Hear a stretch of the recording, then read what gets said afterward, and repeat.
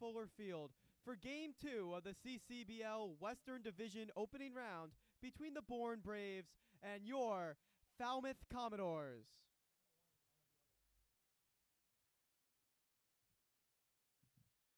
First, the lineup for the visiting Bourne Braves. Leading off, the third baseman from Alabama, number 2, Bryce Eblin. Batting second, the shortstop from Maryland, number 24, Matt Shaw.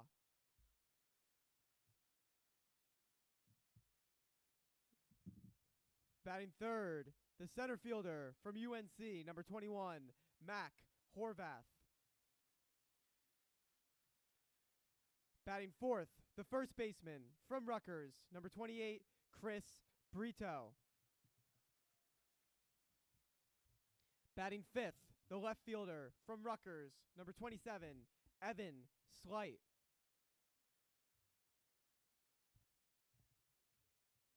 Batting sixth, the right fielder from East Tennessee State, number 9, Ryan Enos. Batting seventh, the second baseman from Rutgers, number 18, Josh Carota Grouser. Batting eighth, the designated hitter from East Carolina, number 32, Josh Moylan. Batting ninth, the catcher from Vanderbilt, number 31, Alan Espinal. And on the mound tonight for the Bourne Braves, from Alabama, number 1, Hunter Furtado.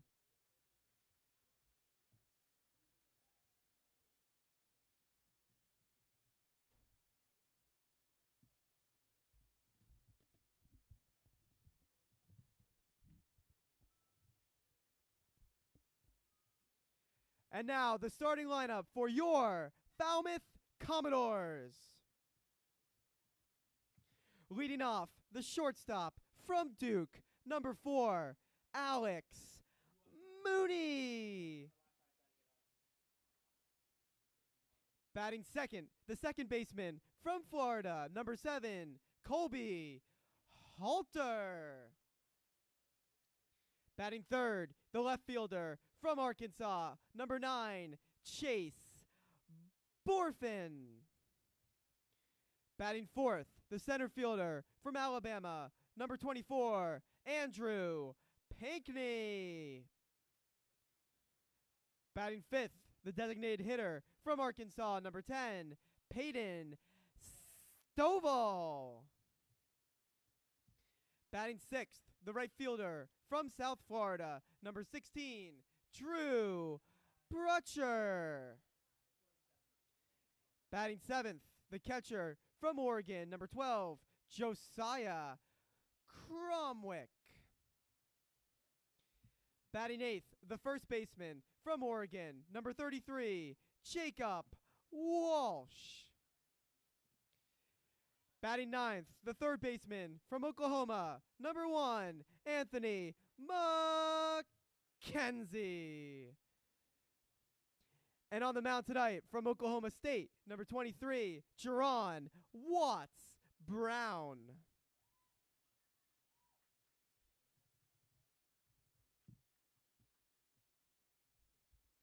The umpires tonight, at first base is John Patura, at second is Mike Hazonia, at third is Sparky Burns, and behind the plate is Rick Antonio.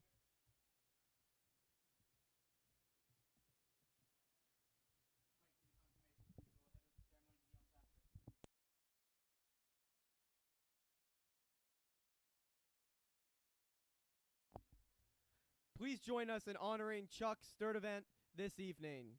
Joining Chuck on the field is his wife, Rose, his daughters, Jen, Colleen, and Kathy, their partners, Tony, Jim, and Steve, and 3 of his children, 2 of his grandchildren, Cullen and Isaiah.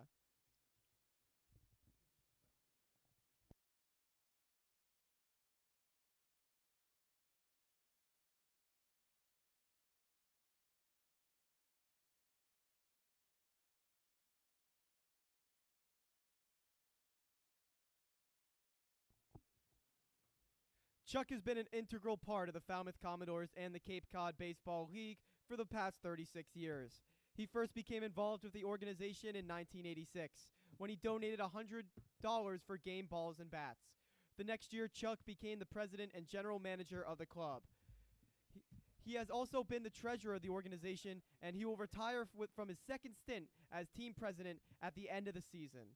As a lifetime board member, he will always be a part of the Commodores family. Chuck has been instrumental in helping complete the $1.2 million renovations to Arnie Allen Diamond at Guv Fuller Field prior to this season. Chuck will also be retiring as president of the Cape League, a role he began before the start of the 2016 season. He has worked in various roles for the league in addition to being president during the past 36 years. On behalf of the entire Falmouth Commodores organization and the Cape Cod Baseball League, we would like to take this opportunity to thank you for all you have done over the years to help enhance the experience for players and fans here in Falmouth, as well as around the league. It has been an honor and privilege to work with you, supporting the game we all love. While we will miss you at the helm, we look forward to watching many games alongside you in the future.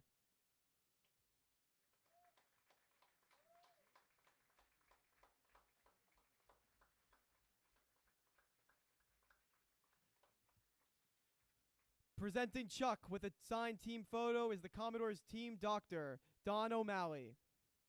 He joined the Commodores in 2000 when Chuck was the treasurer and general manager of the team.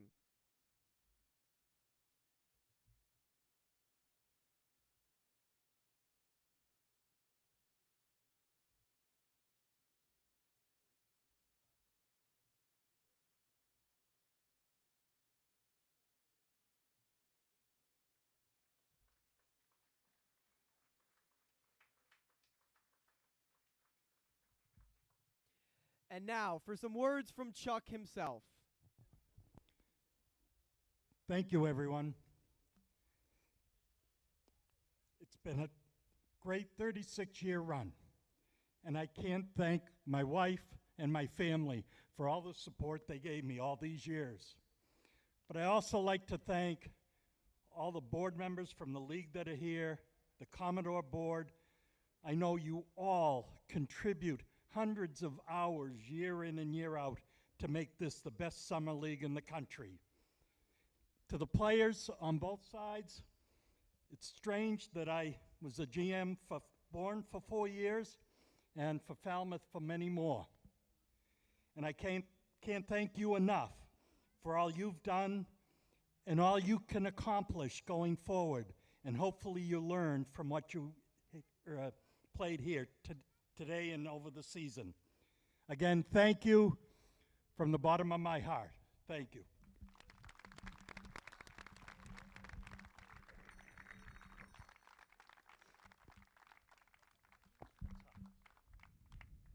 Presenting a coach-signed baseball for tonight's first pitch is the Commodores head coach, Jeff Trundy. Chuck hired Coach Trundy 25 years ago.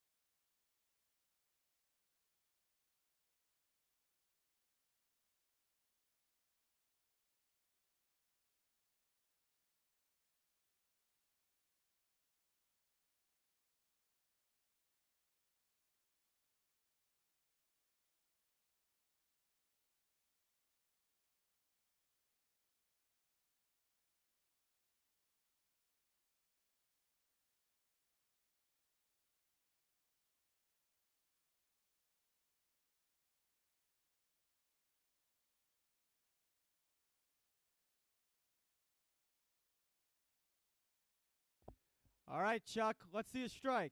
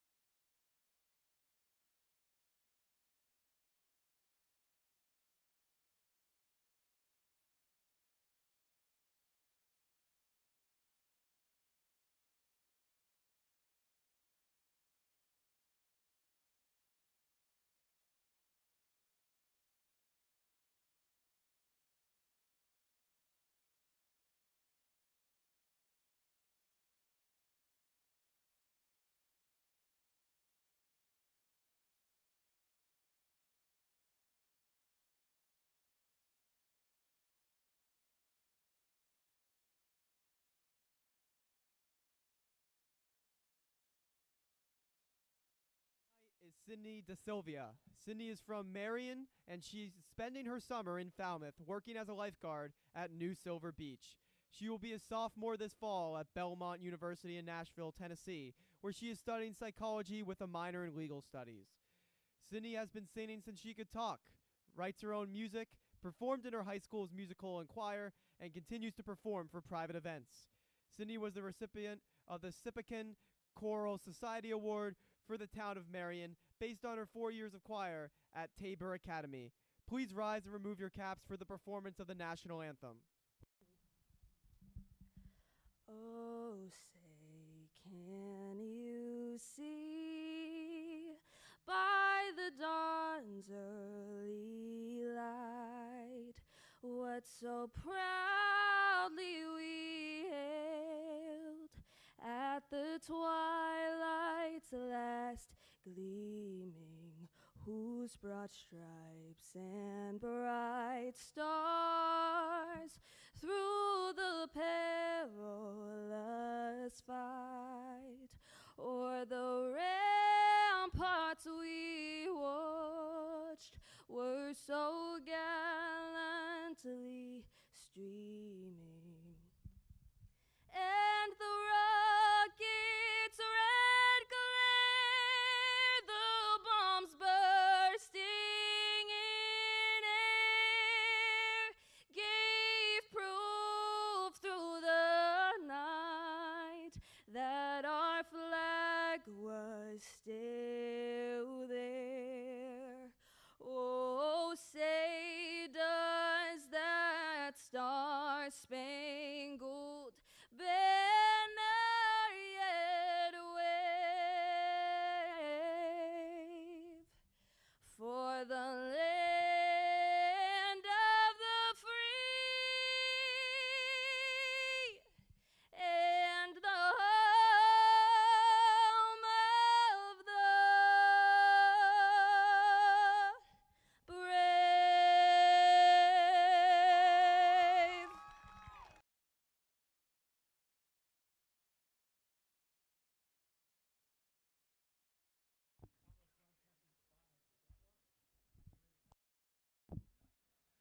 And now, for the words we love to hear, we welcome back Chuck and his family.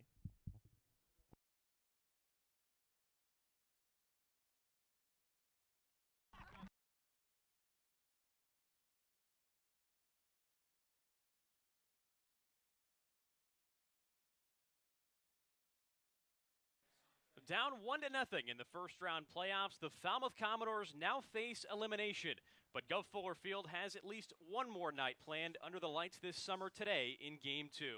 The division champion Bourne Braves held on last night for a 6-5 victory, but now it's time to see if Juaron Wattts Brown and the Dores can send the series back to Doran Park tomorrow. Good evening, everybody. Carter Bainbridge, along with Logan Soforenko and Trey Redfield here at Guv Fuller Field. So glad you could join us in Game 2 of the first-round Western Division playoffs here in the Cape Cod Baseball League. But, Logan, it's crunch time now for the Dores, who suffered a pretty tough loss in Game 1 last night out at Doran Park. It was a tough loss. It was just a one-run loss, but it felt like a lot more because the Falmouth Commodores had that game ready to roll. They had it right on the tip of their heels. They could have come back and won that game. It was a perfect game. We saw a 4-2 lead. We saw a tie game. Anthony McKenzie had a 2-run double. Jacob Walsh had a 2-run double. The wind was carrying. We saw some highway robbery. It was a great ball game, but it went in favor of the Bravos as the Dores face elimination tonight. Well, it's been a hotly contested season series between these two teams, tied at 3 apiece in the regular season, and the Braves with an early advantage in this first-round series. But we mentioned a name in the early going. Right-hander Juaron Wattts Brown is the man tabbed with staving off elimination tonight for the Dores. And our field reporter Trey Redfield has more on Falmouth's right-hander. Carter, thanks so much. It's two simple options for the Commodores tonight. They win and they force a Game 3 tomorrow at Doran Park, or they go home and the season is over. Tonight, the Commodores send Juaron Wattts Brown to the mound, the newest Oklahoma State Cowboy. The mindset for him all season has been strike one, and nothing changes going into his postseason start tonight, his first, if you count summer ball, in his collegiate career. Juaron looks to have the Commodores live to see another day and force Game 3 tomorrow at Doran Park. Guys, back up to you. Well, thank you, Trey. And on your screen, you see the man of the moment and the evening. Right-hander Juaron Wattts Brown is the one tabbed with the start today in Game 2 with the Dores with their backs up against the wall, facing down this Braves lineup. And Logan, it's Juaron again on the mound, as he has been this entire summer for the Dores. He has not suffered a loss since June 26 in Game 1 of the doubleheader at Yarmouth Dennis. 2 consecutive wins, and he's seen the Bourne Braves a couple of times this season. He's seen them twice. And is that advantage for the offense or the defense? We'll find out tonight because it's postseason ball. 3-3 record, a 3.70 ERA, 8 games. This is his 9th start on the summer, first of the postseason in the collegiate level, 34 innings pitched, 45 strikeouts, 15 walk batters. He's given up 26 hits. He had a season-high 9 strikeouts in a start at Doran Park, and that was on July 22nd, and he was feeling the ball that night. Well, Juaron this season with a 3.70 ERA in his 8 starts has been here since day 1 for the Dores. In 34 innings pitched this summer, only one man in the entire Cape League struck out more batters than did Juaron. Only Ben Hampton out in Chatham had more Ks than Juaron's 45 this summer. So he now stares down the barrel of this Braves lineup that touched up the Dores for 6 runs last night, starting with third baseman Bryce Eblin. League MVP Matt Shaw plays short, shifting over from second and hits second today. Mac Horvath in center plays third. Chris Brito, the first baseman, hits cleanup. And the first pitch into Eblin's down low for a ball, and that's how things start at 6:01 p.m. here in Game 2. Evan Slide in left hits 5th today for Bourne. Ryan Enos in right hitting 6th. 1-0 pitch drilled over the head of Mooney into left center field, and a leadoff base hit for Eblin and the Braves as Eblin heads for second and slides in with a leadoff double here in the top of the first inning. A little different than yesterday where Alex Mooney hit a leadoff single on the first pitch he saw. Bryce Eblin needed 2 pitches to drill 1, and how about the presence of mind rounding first base to get second? The throw wasn't good, so nothing close there. So Bryce Eblin back in the lineup after a finger injury cost him 2 games. We take a look at the Falmouth defense. Outfield left to right, Chase Borfin, Andrew Pinckney, and Drew Brutcher. Infield around the horn, Anthony McKenzie, Alex Mooney, Colby Halter, and Jacob Walsh. And Josiah Cromwick is the battery mate for Juaron Wattts Brown today. Here's Matt Shaw with a runner at second base as Wattts Brown's first pitch to the now recently ordained Cape League MVP drifts low for ball 1.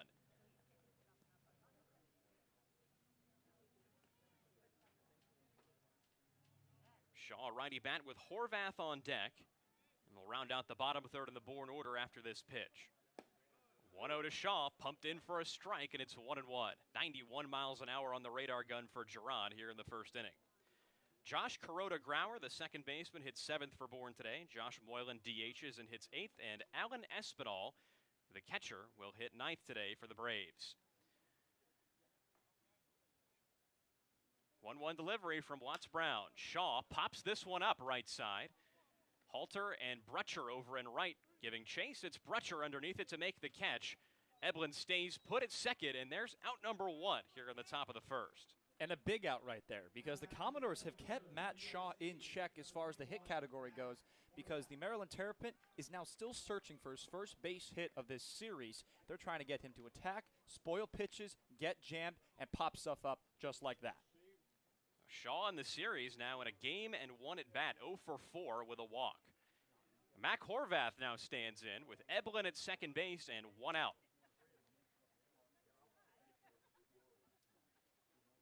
First pitch to Horvath, catches the top of the zone for strike 1.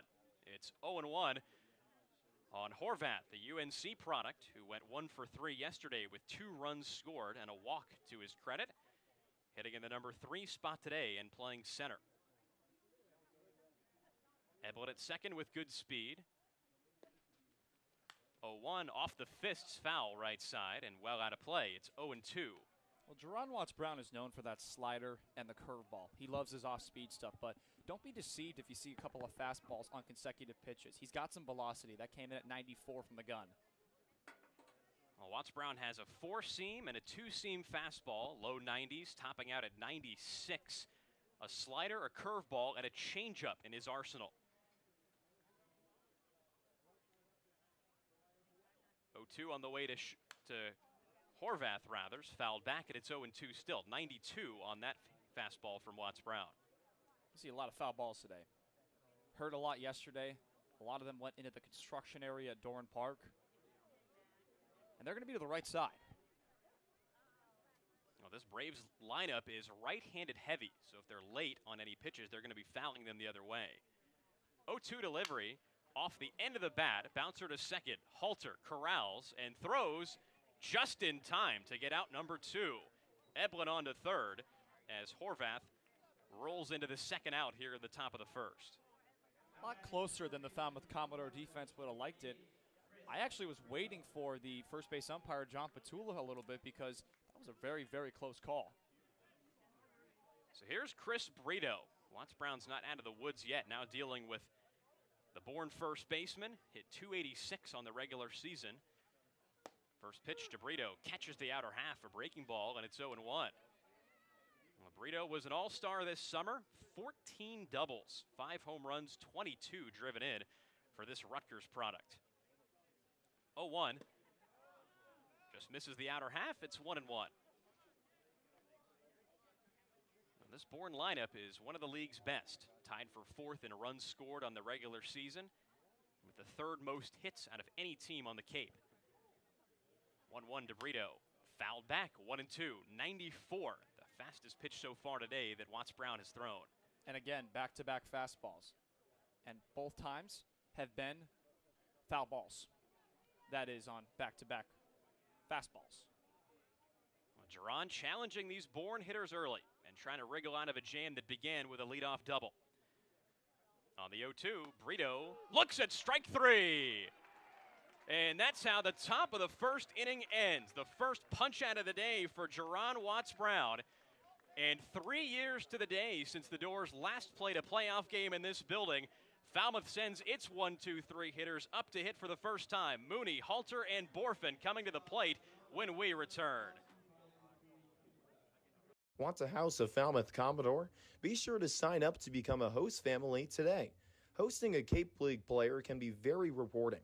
Players connect and bond with the families, often forming lifelong relationships. Please remember that every Commodores player is bound and governed by NCAA rules and regulations. In order to maintain their collegiate athletic ability, host families receive a weekly allowance from the Falmouth Commodores to help cover player expenses. Host families are not required to provide transportation to players. The Falmouth Commodores are very grateful to the wonderful families that host our players each and every year. If you are interested in hosting a Falmouth Commodores player for the summer, contact our housing coordinator, Lisa Smuda, at lisatz143@comcast.net. For more information, visit our website at falmouthcommodores.com. Thank you for supporting our players, and roll Dores.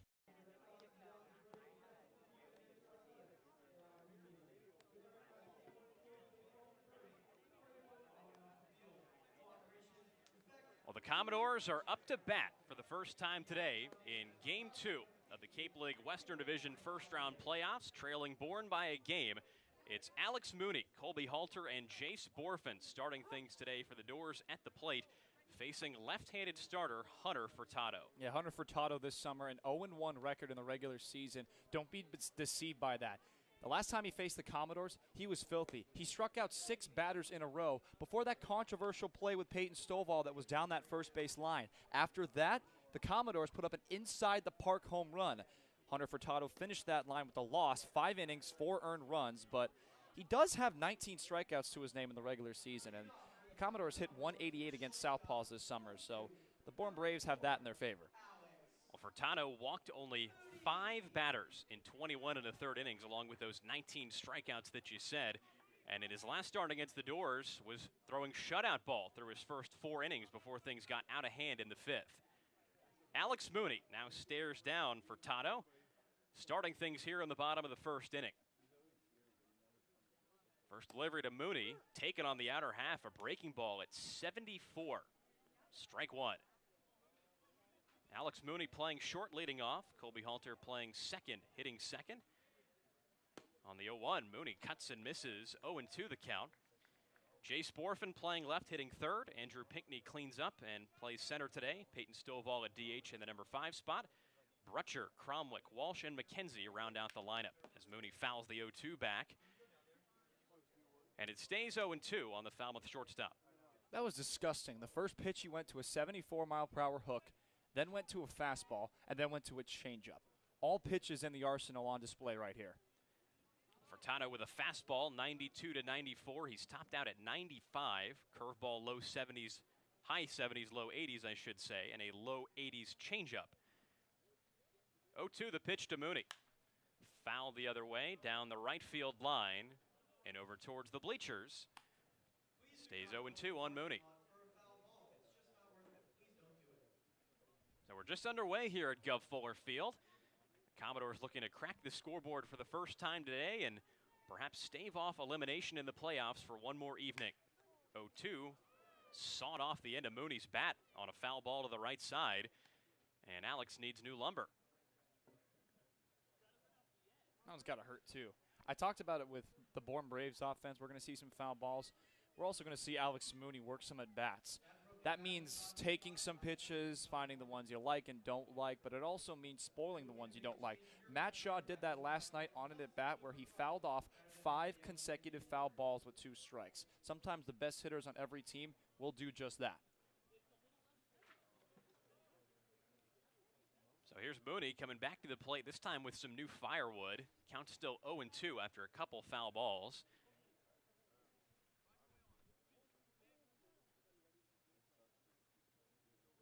Oh-2 delivery from Furtado. In the dirt, 1-2. Well, there's that changeup out of the hand of Bourne's left-hander, but couldn't catch enough of the zone. With Colby Halter on deck, and the Dores trotting out the same exact lineup that they did yesterday in Game 1. No changes either in the batting order or in the field. 1-2. High, and it's 2-2. What that means is that the Dores do have a fair number of left-handed hitters today. 5 of the 9 are true left-handers, with Mooney, Pinckney, and Cromwick the righties. 2-2 grounded off the hand of Furtado into center field, a base hit. The leadoff single for Alex Mooney here in the first inning has the Dores with something starting, and Colby Halter now coming up to the dish. Now, even if that did not strike Furtado's hand, that would have been a base hit up the middle. Great piece of hitting there from Mooney on a lengthy at-bat that lasted 8 pitches. So you saw Mac Horvath field that ball in center as we take a look at the Bourne defense. Outfield left to right, Evan Slight, Horvath, and Ryan Enos. Infield around the horn, Bryce Eblin, Matt Shaw, Josh Kuroda Grauer, and Chris Brito. Alan Espinal is the catcher. First pitch swinging for Halter. Flied into left field. Slight going over to his right. Makes the catch. And a routine play as Mooney trots his way back to first base. 1 out. Now batting, the left fielder from Arkansas, number 9, Chase Borfin. So with Mooney at first and 1 away, it's Jace Borfin, the number 3 hitter today for the Dores, who's set to take his first swings against Furtado today.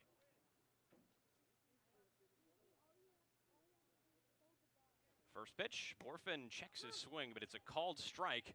0-1. Really good breaking ball from Furtado, snapped in there. Mooney over at first can steal a bag. He was 14 for 19 on the regular season in that category. And Furtado now throws over. The Falmouth Commodores need to look for these Arkansas guys in their lineup, Jace Borfin and Peyton Stovall, to produce a little bit. Borfin had a tough day at the plate in Game 1 yesterday, likewise with Stovall in the hitting category. 0-1 delivery to Borfin as Mooney goes, and they've got him picked off. The throw to second goes to Shaw, who applies the tag for out number 2.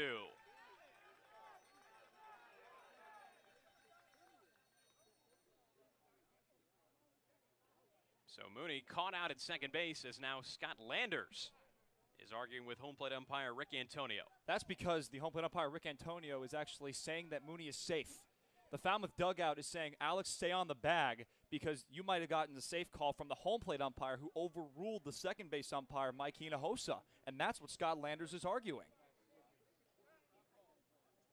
Well, at first I thought the cries from the Falmouth dugout might be protesting that it was a balk. But a pretty good move by Furtado to no avail. Rick Antonio, the home plate umpire, making the call as he said, Logan. So Mooney's still at second base. Now walking his way a couple steps back to the dugout. Second base umpire Mike Hinojosa now says Mooney's out. Alex Mooney is safe at second base as Hinojosa steps back, and now he's going back to his normal spot as a second base umpire. So Mooney has a stolen base at second for right now. We will keep our viewers updated should that be changed if it was a balk move. But that was a clean pickoff play. Mooney just got around the tag. A fortunate break there for the Dores on a couple counts. 0-2 now on Borfin as he fouls that pitch away. Oh, we've seen some other controversial calls between these two teams this season. This is just the latest chapter in that story. Scott Landers, the Bourne manager, already on this field in the first inning, making his voice heard to this umpiring crew. Mooney dancing a bit too much, and Furtado checks him back. And Furtado has got Mooney in his head right now. He's working fast. 0-2 to Borfin's up high, 1-2.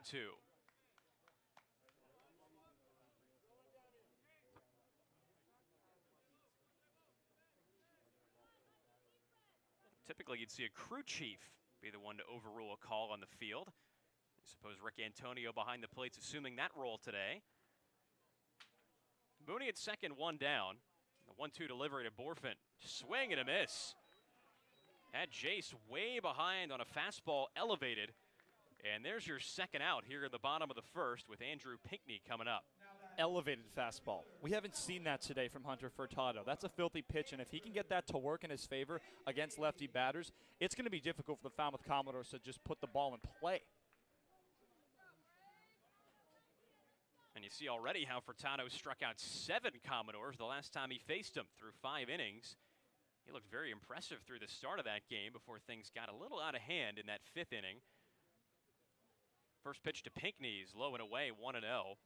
In that 5th inning on July 22nd, the last time Furtado faced these Dores, it was 4 hits, a wild pitch, and a dropped third strike that led to 4 runs in that 5th inning, along with that controversial play up the first base line that Stovall hit. 1-0 swung over the top of it, did Pinckney, and it's 1-1. Went to the off-speed pitch, the breaking ball for ball 1, and then went to the changeup that appeared like a curveball, and that was filthy. Mooney still at second, and Pinckney at the plate. Cleanup hitter today for the Dores. 1-1 delivery, fouled back, and it's 1-2. Well, the Dores have those left-handed bats in the lineup today, but Pinckney isn't one of them. And for a team that hit just 188 against Southpaws during the regular season, they'll take Pinckney's numbers. 265 against lefties across 34 at-bats, with 3 doubles and 2 home runs during regular season play.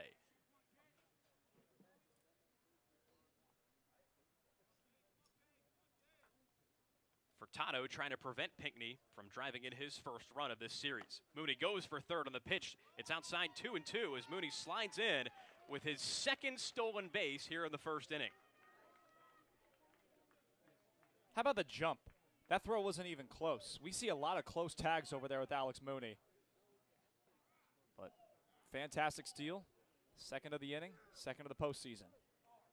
And a pretty bold move by Mooney to go with 2 down, but he's rewarded now standing at third.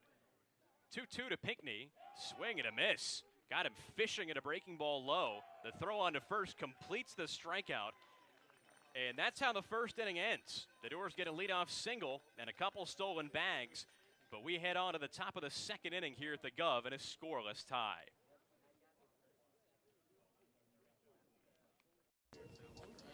And can you draw your college logo?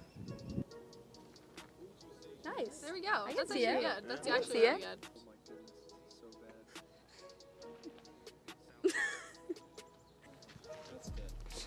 That's pretty good. That is good. I love how flames go. But I can try to give you a frog.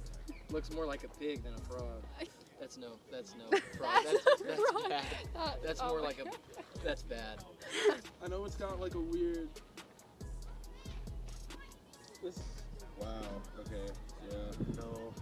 I can't draw the basic one, you know. Okay, do not judge me, please.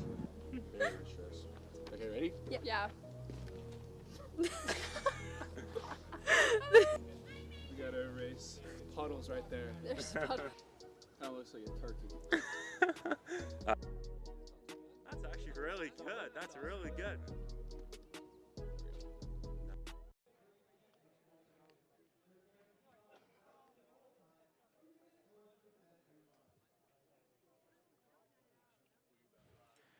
Well, we're on to the top of the second inning here at Guv Fuller Field in a scoreless tie. The Dores and Braves locked up in this Game 2 matchup in the Cape Cod Baseball League Western Division first round playoffs.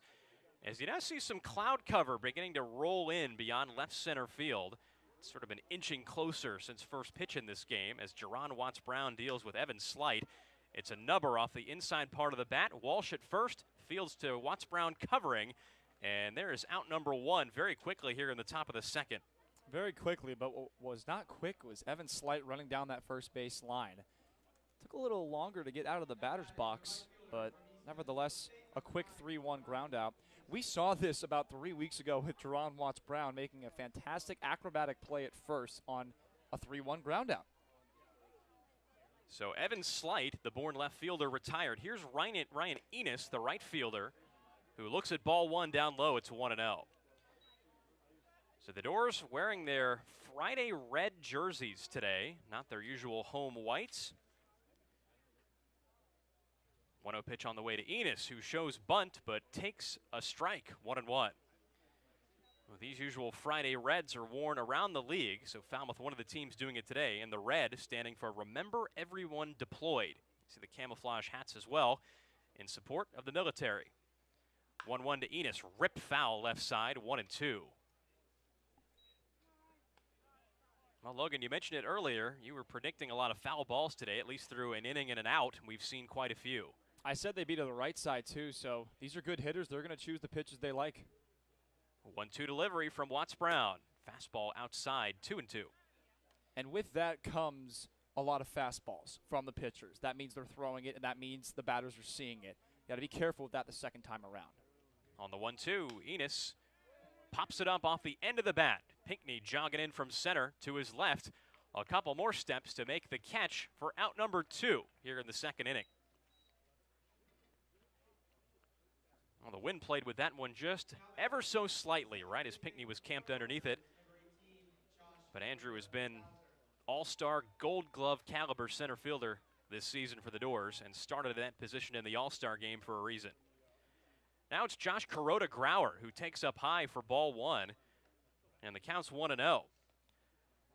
Kuroda-Grauer, one of the latest adds in the entire Cape League season that you'll see, was brought over to Bourne on August 2nd. He's only been here for a few days.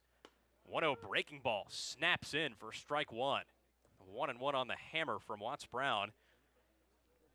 Kuroda-Grauer, the second baseman, hitting 7th out of Rutgers. Went 2 for 3 yesterday. 1-1 is line foul right side. Over into the Falmouth bullpen, it's 1-2.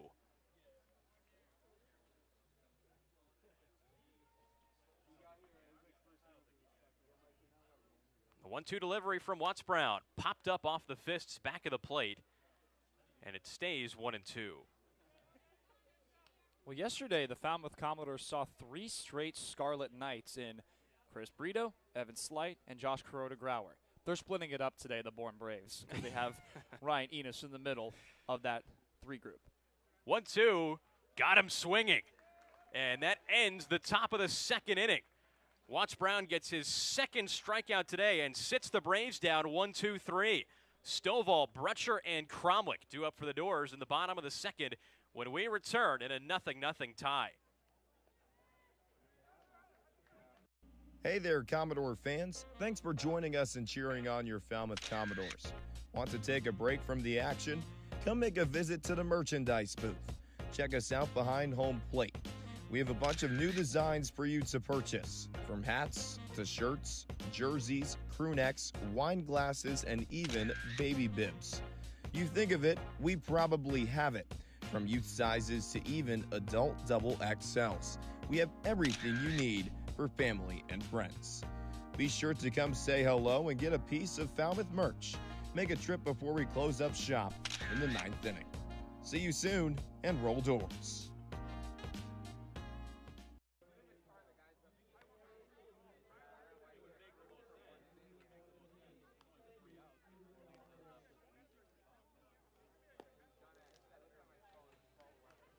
Well, the Commodores are due up to bat for the second time today in a 0-0 game between Falmouth and Bourne here in Game 2 of the first-round Cape Cod Baseball League playoffs, and the first game in the postseason to be played at Guv Fuller Field since 2019.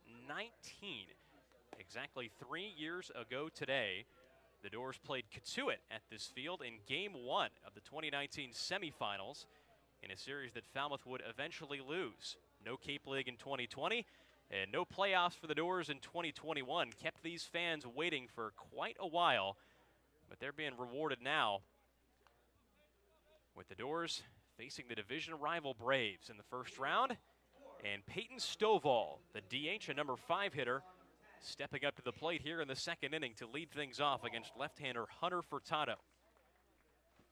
A leadoff single by Alex Mooney in the first inning went nowhere despite 2 stolen bags from Falmouth shortstop.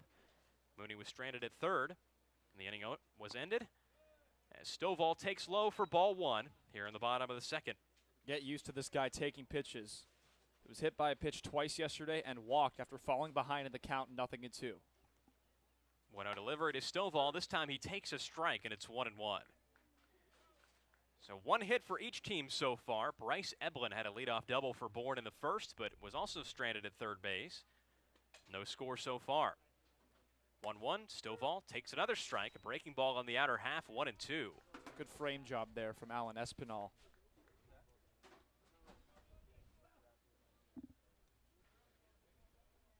One-two delivery to Stovall.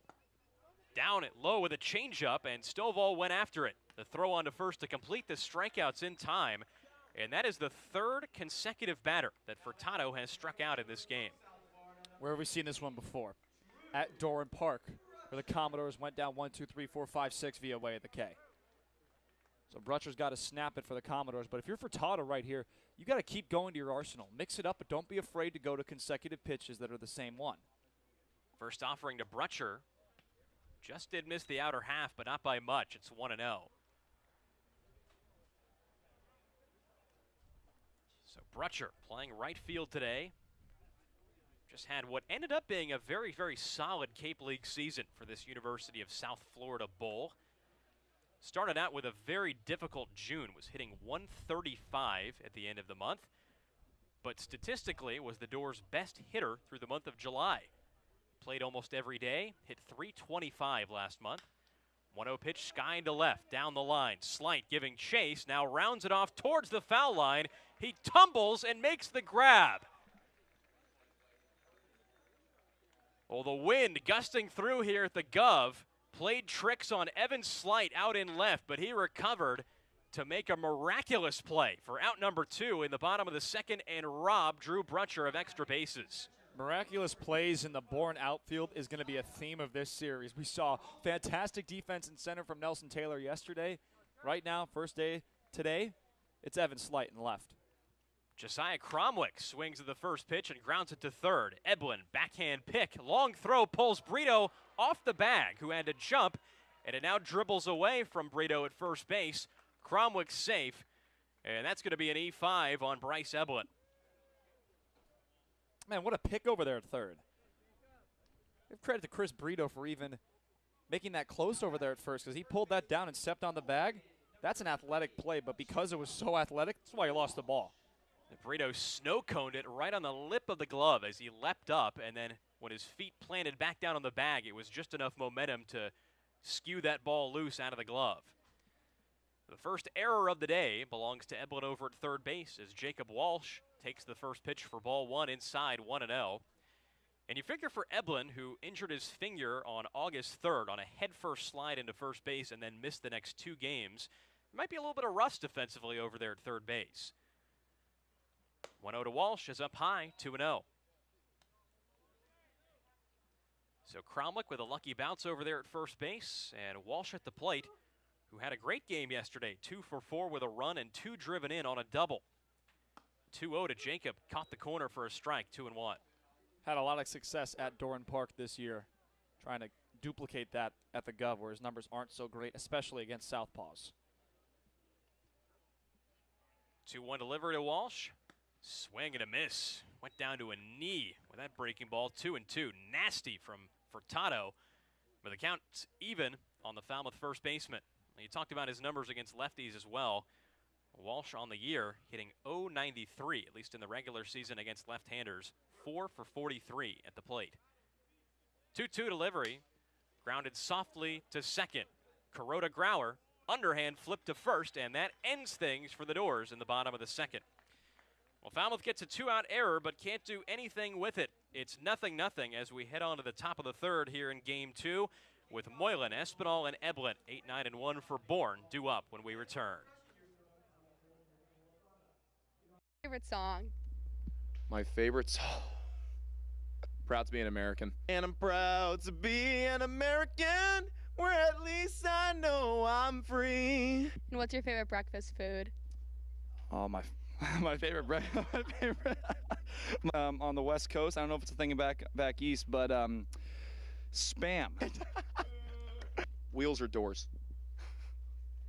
I think wheels, honestly, because you use wheels like more than I feel like you would use doors, because if you're moving things around, more than likely it's on a wheel. Welcome back to Guv Fuller Field. Last night in Game 1, the Commodores fell to the Braves by a score of 6-5. Getting that start for Falmouth was Nolan Moore, who has had an unreal summer. It started right here in Falmouth, where he made a relief appearance on opening night. After that relief appearance, Moore got released and went to the Futures League to play for the New Britain Bees. With New Britain, he went 2-0 and 4 starts, but after that stint in New Britain, Moore came right back here to Falmouth, coming out of the bullpen. Last night he got the start. He did give up 3 earned runs, but Moore told me before the game today that the experience was surreal and that this place feels like home, coming back to the same host family that he had at the start of the season. Getting a playoff start was the icing on the cake, but he hopes the championship in the CCBL is a cherry on top. Guys, back up to you. Well, Trey, we were happy to see Nolan Moore on the mound yesterday, but the Dores have plenty of work to do if they want to get back to the Cape Cod League Championship Series. Down 0-1 right now in the first round Western Division playoffs to the Bourne Braves. Juaron Wattts Brown is through 2 so far and on for inning number 3, facing Josh Moylan, Alan Espinal, and Bryce Eblin, the 8-9-1 hitters in the Braves lineup. Each team with 1 hit so far, and Logan, both these starters so far on their game. And what has Juaron Wattts Brown done for out number 3 in both the first 2 innings? Struck out the batter looking. He's going to try and do that here. Moylan, a lefty bat, swings and misses at a fastball up high, 0-1. Wattts Brown has struck out 2 so far, only 1 hit and no walks through 2 innings. On the 0-1, Moylan takes a strike on the inner half, 0-2, and that's how things have been going lately for this Bourne DH, who ended his regular season on a 2 for 25 slide. That's how you throw a fastball to a lefty hitter. On the 0-2 delivery, got him swinging. Wattts Brown just blew it by him on consecutive pitches. Strikeout number 3 today for Juaron. And that brings up Alan Espinal, but serious heat from this right-hander so far. And they knew their matchup. He saw Josh Moylan in that batter's box, and he knew he could blow it by him every single pitch, and he's going to look to do that here with Espinal, who has had some success against the Commodores. First pitch to Espinal is chopped over the mound off the lip of Wattts Brown's glove. Halter recovers from second base. How about that play from the Commodores defense? Halter staying with it at second. Wattts Brown couldn't make the play, but no harm, no foul, and it's the second out here in the top of the third. 1-4-3 the putout goes. It's always fun whenever putouts go like that, when it's off of a pitcher's glove. So with 2 down and the base is empty, here's Bryce Eblin, who has doubled in this game, but also made an error defensively. It didn't come back to bite the Braves, but it kept the second inning alive. and brought up Jacob Walsh, who then grounded out to end the inning. First pitch to Eblin. Breaking ball down low, 1-0. Well,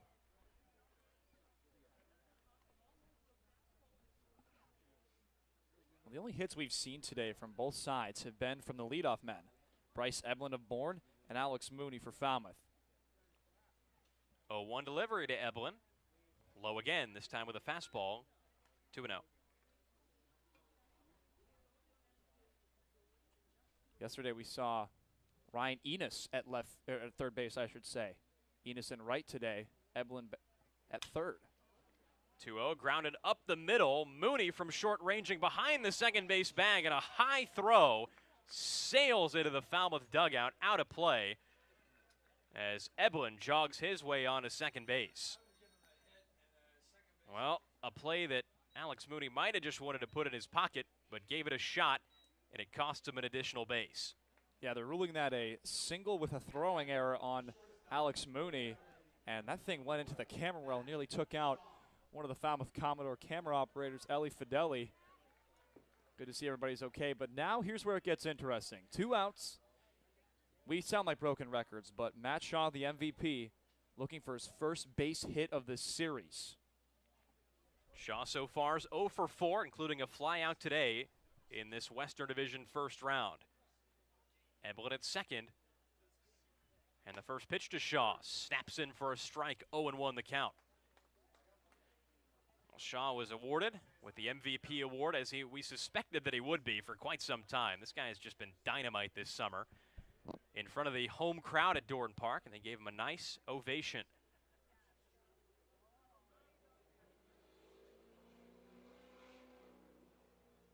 Eblin dancing off second. 0-1 to Shaw, brought him down to a knee, strike 2.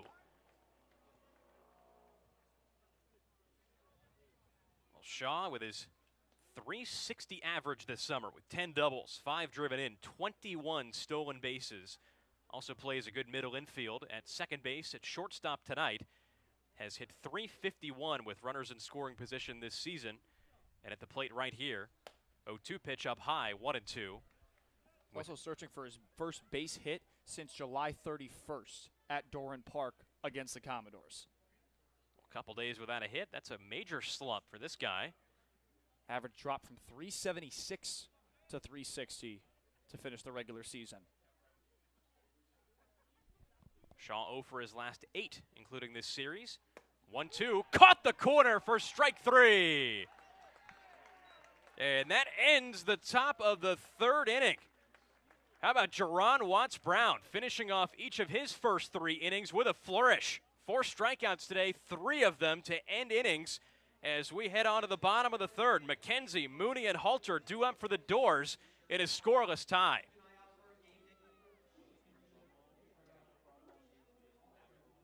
Now, do your best cartwheel. I'm not a gymnast. I think I'd pull something if I did a cartwheel. Would you rather be able to fly or be invisible? I'm going to go with fly, honestly. I think flying would be pretty cool. Be able to be up in the air, around everybody, fly with some birds. Be pretty cool stuff, Carson. Okay, Anders, now do your best and favorite dance move.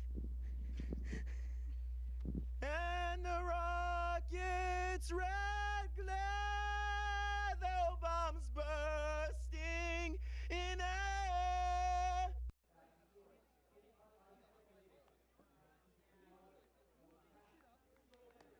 Well, we're back in Game 2 here at Guv Fuller Field in the Western Division first-round playoffs with the Dores and Braves locked up at a 0-0 tie.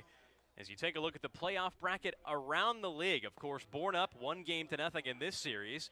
The Harbor Hawks with a 9-4 victory yesterday against the Catuit Kettleers out at Lowell Park. And now have the Kets at McKeon Park today with a chance to sweep.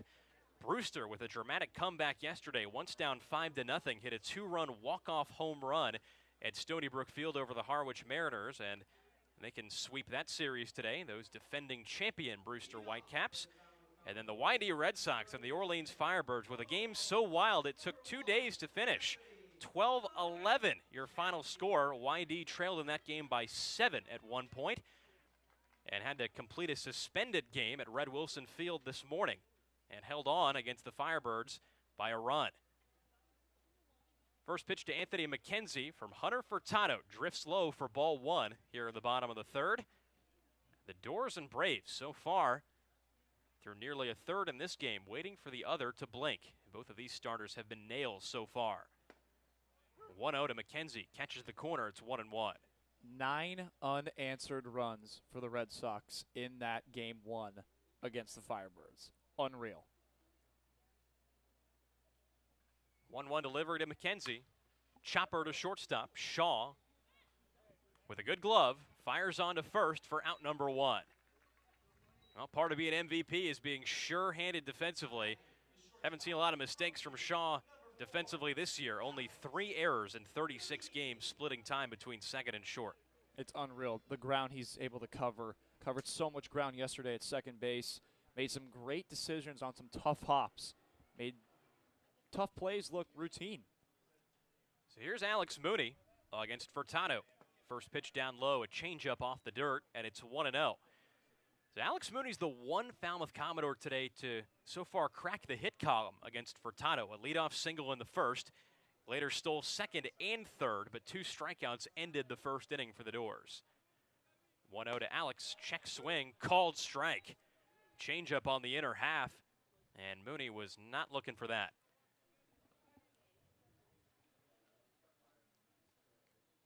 Base is empty, 1 down. And on the 1-1, Mooney takes up high, 2-1. Mooney worked that 9-pitch at bat back in the first inning that resulted in that base hit. Now ahead in the count, 2-1. As Furtado turns. And that pitch couldn't catch the top edge. It's 3-1. Trying the breaking ball on 2-1. As we see some cloud cover drift in from left and left center, but no rain in the forecast. 3-1 is inside to Mooney. And he takes first, ball 4. The first walk of the day for Furtado, and that 3-1 delivery was not close. So here's Colby Halter with a man at first base and 1 down here in the third inning. Well, the first time the Commodores saw Hunter Furtado, Furtado did not issue a walk. So it's very important to see if they can get multiple walks from Furtado today, because Furtado has not walked more than 2 batters this season. In any start. Yeah. He's been a control pitcher, entering the day with only 5 walks and 21 in the third innings. Halter shows bunt and bunts it foul left side. 0-1 the count. He's not afraid to do that. He's done that a couple of times with Falmouth during the regular season. And on the first pitch. Well, if not for the season that Matt Shaw had, his middle infield counterpart, Colby Halter had a pretty good case for league MVP. And that's not hyperbole. This guy was great from day one, from when he arrived.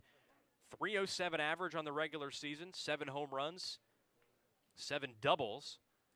That long ball category ended up leading the league at season's end, as Furtado throws over to first and Mooney's back. Saw something on social media saying Colby Halter is making an MVP case and a likely MVP, and I was thinking maybe not that, but his numbers have been ridiculous this summer for the Gator Rising Junior. Another throw over, but Mooney is again safely back. Well, even if he doesn't get to put that hardware up on a shelf in his house, he can take it to the bank that he had an MVP caliber season. There's no doubt about that. 0-1 delivery, swing and a miss off the glove of Espinal, and it's 0-2. 92 miles an hour on the fastball for Furtado. Well, Furtado has got 3 Falmouth Commodore batters via way of the K, and they were all in a row. He has not retired a batter via way of the K since. 1 hit, 1 error, and 1 walk represent the 3 base runners so far for the Dores. Mooney at first, courtesy of a free pass, as Furtado pays attention to him again, but can't really blame him after what happened in the first inning. Mooney stole second on what was a contested play by this umpiring crew, and then stole third on a really good jump, but was stranded there. 0-2 to Halter, skips off the dirt, 1-2. So lest we forget, between these two teams that have had a lot of arguments over umpiring in this season series, It was in the bottom of the first here when Mooney stole second that he was called out by the field umpires, but that call was overruled by home plate umpire Rick Antonio.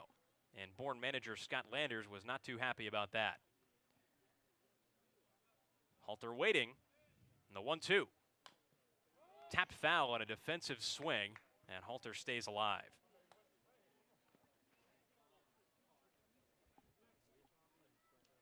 Well, they've kept Mooney honest over there at first base here in the third. He hasn't tried to go yet in this inning, despite the 2 swipes he had back in the first. So this combo of Furtado and Espinal apparently to Mooney's liking on the base paths, but he's got to be cautious now. Furtado ready, the 1-2, Halter chops it foul right side. Well, again, Colby's just staying alive up there at the plate. Can't ask for too much more, and a scoreless tie right now. The Dores have just 2 hits, and the Braves with only 1.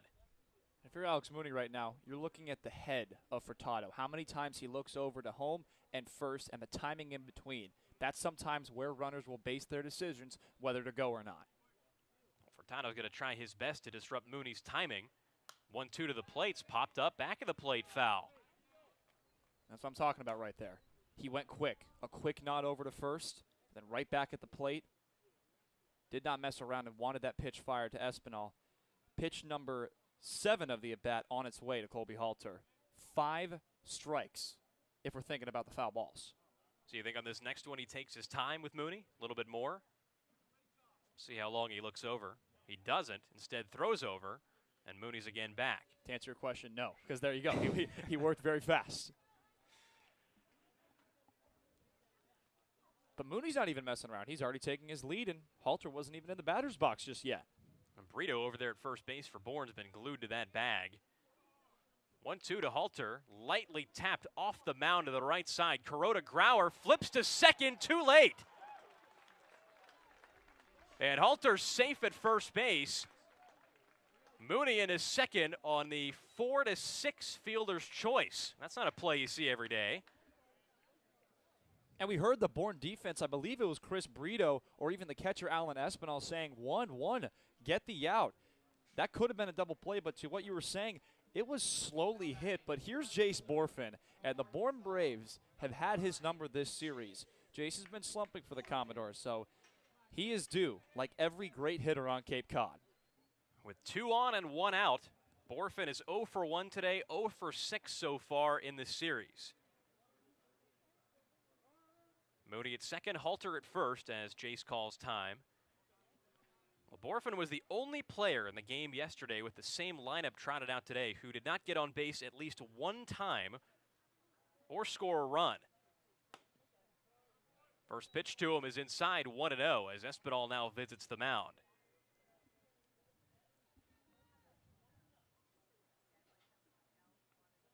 He's reminding him because he's just 1 ground ball away from this inning being over. He nearly had that inning-ending double play off the bat of Halter. But here come the Falmouth lefties. They need to beat that 188 southpaw stat if they want success here. Pinckney on deck if Borfin can stay out of the double play. On the 1-0, Jace checks his swing, but it's a called strike, 0-1. Or 1-1, rather. Well, we've seen that today from Borfin. He's watched a pitch go by and just couldn't quite pull the trigger. Furtado trying to buckle down here after a walk and a fielder's choice have put 2 on. Looking back, Mooney, who doesn't go. 1-1 off the protector of Espinal behind the plate to the right side. Mooney into third, Halter into second. Well, now the Dores have a golden opportunity to strike first here in game 2. And they've done it in this inning without a base hit. A wild pitch moves 2 into scoring position, and the count's 2-1 on Borfin. Yesterday, Tomas Frick was the catcher for Bourne. He made fantastic blocks. We've seen a couple from Espinal today. That one just got away from him. And now Chris Brito, the first baseman for the Bravos, playing on the grass. First baseman Brito in at the first base corner. 2-1 delivery to Borfin. Chased a pitch down low, 2-2.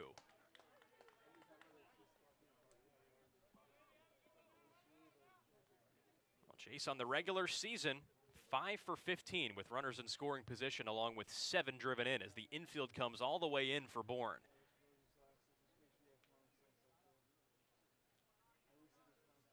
Braves trying to prevent the Dores from scoring this run on the 2-2. Borfin fouls it the other way, in on the hands, but it stays 2-2. Nice play there by Nelson Taylor in the Bourne Braves dugout to reach over that fence and pull it in.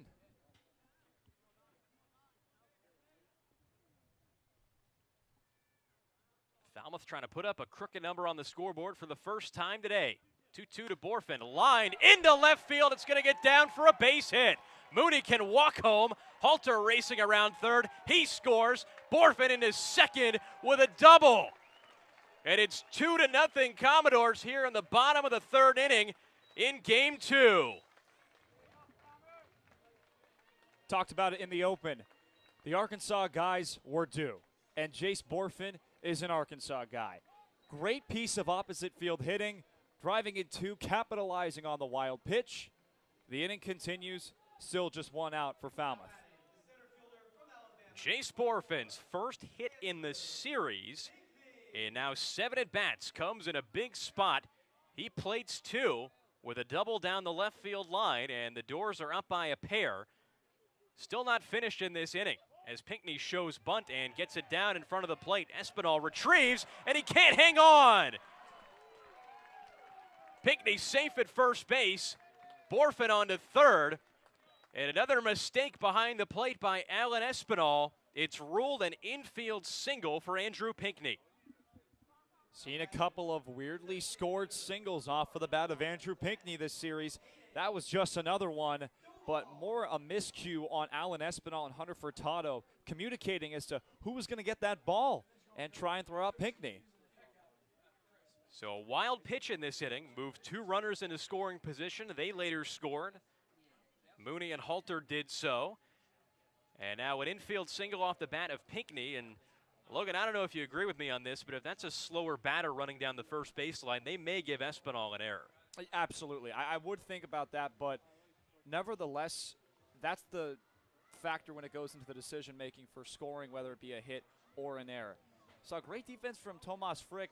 This round for the Bourne Braves has just not been a clean inning. We talked about the Falmouth Commodores and opening the door, how they committed a lot of errors last night. If they kept it clean, they're in a good position to win. Right now, the Bourne Braves only just have 1 error on the scoreboard, but realistically, they have about 2 or 3 with the wild pitch and that play in front of the plate. So only 1 error on the board for Bourne today, not in this inning, but a couple miscues in this inning have given the Dores opportunities, with Peyton Stovall now at the dish and runners at first and third. Furtado still in, fires ball 1 down low to Stovall. So Pinckney caught this defense by surprise with that bunt, and it was well done, not just straight back to the mound, it was to the left side of the infield. And as Espinal trying to come up with it, it slipped out of his hand for an infield single. Pinckney now stands at first, and the throw goes over from Furtado. Stovall still waiting at the plate with a 1-0 count. Well, these Braves for a lot of this season didn't play very good defense. They worked their way up all the way into third fewest errors as Pinckney goes. Espinal instead throws to third as Borfin stays put, and Pinckney's into second base easily. I'm not sure if the Braves thought that was a designed play. We've seen a couple of those this summer. Not usually from the Dores, but Pinckney not challenged there on that stolen base. He was never caught stealing during the regular season and is now 1 for 1 in the playoffs. Saw one last night, a design play from the Braves. 2-0 to Stovall's down low, 3-0 as the infield comes in for Bourne. And right you are. That was with Giannone on the mound, if I'm not mistaken. 3-0 the count on the Falmouth DH. Stovall's 0 for 1 today. 3-0 down low for ball 4. So uncharacteristically poor control for Hunter Furtado in this game. That's his second walk here in the bottom of the third, and Drew Brutcher is the batter. And there is not one person warming up in that Bourne Braves bullpen. The thing is with these playoffs, if you win or even you take the series to 3 games, you're playing consecutive days. So you need all the arms. But now the base is loaded for Falmouth with Drew Brutcher in the batter's box. Furtado staring him down in desperate need of a ground ball. First pitch to Drew is inside, 1-0. Another one misses for Furtado, who never walked more than 2 in any of his 5 starts this summer, and went 4 or more innings in all but 1 of them. 1-0 to Brutcher, low and away, 2-0. 6 consecutive pitches have now missed the zone for Furtado. He's trying to place it. When you try and place your pitch, you're not going to throw a strike. You can tell that by the result of Furtado nodding his head to the right in disappointment. 2-0 delivery. Ground ball right side. Kuroda Grauer bobbles it, and it's into right field. Borfin in to score. Pinckney right behind him as Stovall motors for third base and gets there. It's 4-0 Commodores here in the bottom of the 3rd inning. Well, that is a huge break for the Commodores. That is a big error from Kuroda Grauer.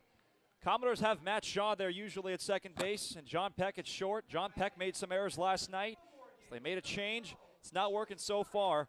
4-0 Commodores here in the bottom of the 3rd.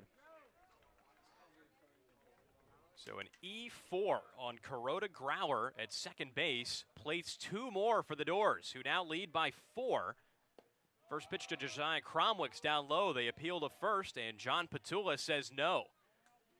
1-0 the count on the Falmouth catcher, who is the 7th man to bat in this inning.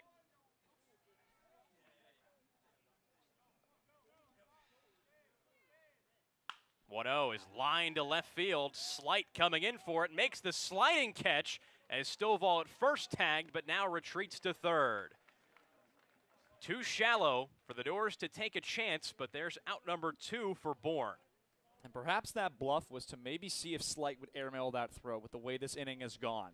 But wisely staying at third because that was a strike to Alan Espinal from left. So here's Jacob Walsh. Now the 9th man to bat in this inning, excuse me. Cromwick was the 8th. With Anthony McKenzie on deck, he started this whole thing with a ground out to short. But since then, the Dores have been muscling it out on offense. First pitch to Walsh, attacking and fouls it left side. Eblin giving it a look over towards the Bourne dugout, and it's out of play. 0-1 the count. So after that McKenzie ground out, things went walk to Mooney. Fielder's choice to Halter that Kuroda Grauer tried to flip to second, and everybody was safe on. Wild pitch, 2 RBI double by Borfin. Infield single by Pinckney that glanced off the hand of Espinal behind the plate. A walk to Stovall, and then a 2-base error by Kuroda Grauer at second to score 2 more. Cromwick just flew out. And Walsh swings at the 0-1, lines it into left center field. That's down for a base hit into the gap. Stovall scores. Brutcher rounding third. They're going to wave him in. No throw made to the plate. And there's 2 more for the Commodores for the 2nd consecutive day. Jacob Walsh drives in a pair on a double, and it's 6-0 Falmouth here in the bottom of the 3rd in game 2. The key phrase when we go into the next inning that the people are going to remember from the bottom of the 3rd, opposite field hitting. Borfin had the opposite field knock. Jacob Walsh had the opposite field knock. And we've been here so long, Juaron Wattts Brown's heading over to the bullpen to throw some pitches. You got to figure he's feeling pretty good with 6 runs of support. And here comes Scott Landers out of the Bourne dugout, and he's seen enough of this. With Walsh at second base in a 6-0 game, the Dores have batted around here in the 3rd as Bourne makes a call to the bullpen. Furtado hands over the ball, and we'll take a look at who the new Braves pitcher entering this game is when we return here at the Guv. The Dores have a 6-0 lead here in Game 2 of the Western Division first round.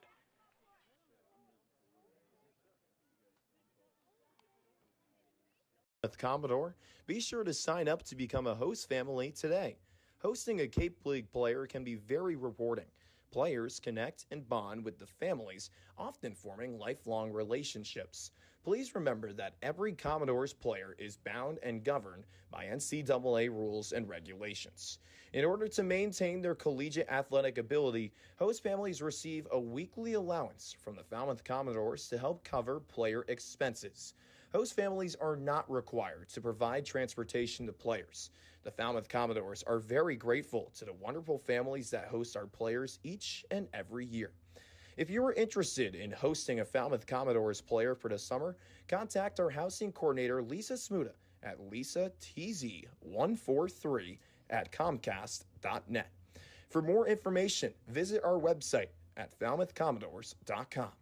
Thank you for supporting our players, and roll Dores.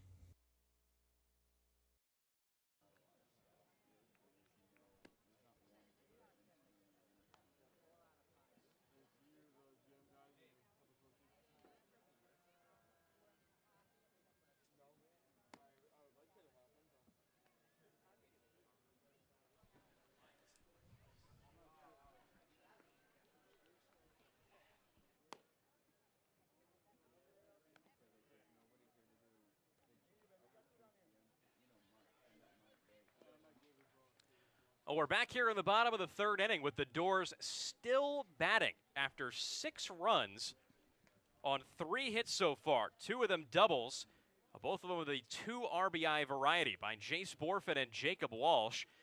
And the latter of those just chased starter Hunter Furtado from the game after 2 2/3 innings. Instead, right-hander Justin Bayens is now into the game. Walsh at second and Anthony McKenzie at the plate. Looks at ball 1 inside, 1-0. Well, this is a new fella for the Bourne Braves. His only outing was at Katuitt on that game once, quote-unquote, 163 that decided the Western Division. So that rescheduled game played on the off day just a few days ago as McKenzie swings over the top of the 1-0, 1-1. Bayens, a right-hander from Lynbrook, New York. Does his collegiate pitching, at least last spring, at St. Thomas Aquinas College, but is transferring to the University of Maine for next season. 1-1. Down and in. It gets away from Espinal back of the plate. He wheels around, but can't make a throw. Walsh on to third with 2 gone here in the bottom of the third. But it has been a rough frame for Bourne catcher Alan Espinal. Twice has lost the handle of the ball. Second wild pitch of this inning. The first by the departed Furtado. McKenzie, the switch hitter at the plate, batting left-handed against this righty.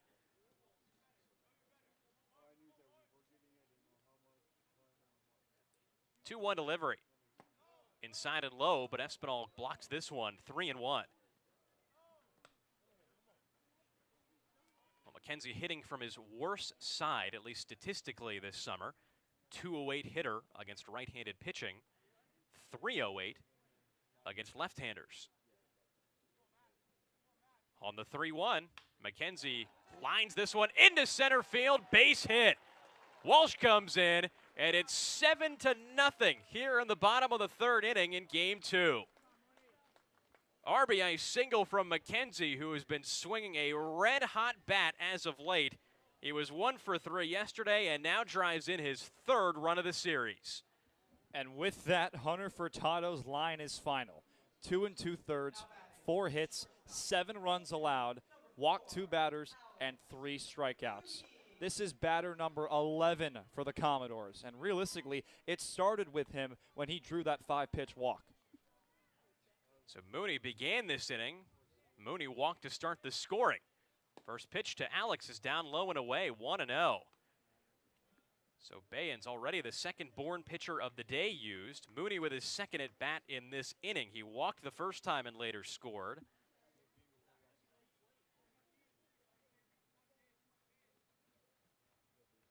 McKenzie over at first. He goes on the 1-0. Espinal's throw gets away from Kuroda Grauer into center, but no advance by McKenzie. First stolen base of the postseason McKenzie had 3 on the regular season in as many tries, and now stands at second base with 2 down here in the third. I wouldn't be surprised if in the coming innings we see Tomas Frick come off the bench, but clearly it's a playoff strategy. Alan Espinal comfortable with Furtado, but now Furtado's out of the game. 2-0. Fouled off by Mooney. Back of the plate to the netting, 2-1. Well, if you just got a text from a friend to tune into the Falmouth game, you've missed quite a bit. But all the scoring's gone down in this bottom of the third. 7 runs for the Dores so far on 4 hits and an error. A couple other misplays by the Bourne defense, unofficial, but helped the Dores' cause. 2-1 to Mooney. Caught the corner for strike 2. 79 miles an hour on the slider from Bayens. Have not seen a strikeout since the first out of the second inning for the Falmouth Commodore offense.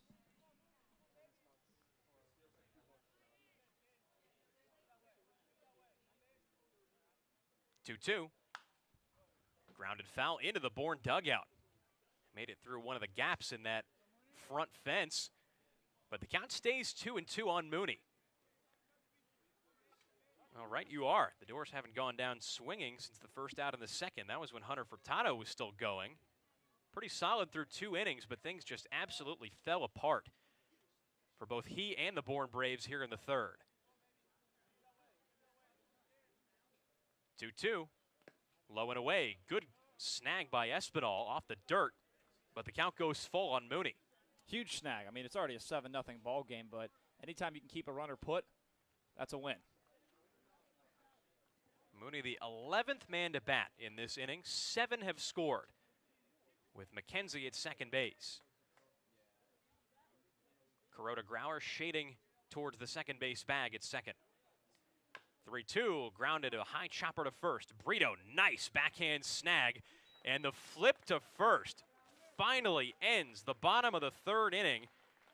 11 Commodores come to bat, and 7 of them score. It's 7-0 here in Game 2 of the Cape Cod Baseball League Western Division first-round playoffs here at the Guv. Horvath, Brito, and Slight, the heart of the Bourne order, due up in the top of the fourth when we return. Your hottest take? Hottest take? Hottest take is that a straw has 2 holes, not 1. What is your favorite place in Falmouth? My favorite place in Falmouth right now, I would say, is Shoreway Acres Inn. A bunch of us, the interns, are staying there, and we're having such a great time getting to know each other. Can you give me your best British accent? Scott Sterling. Is cereal a soup? No, it's cereal. It's its own thing, right? What soup have you had with milk in it?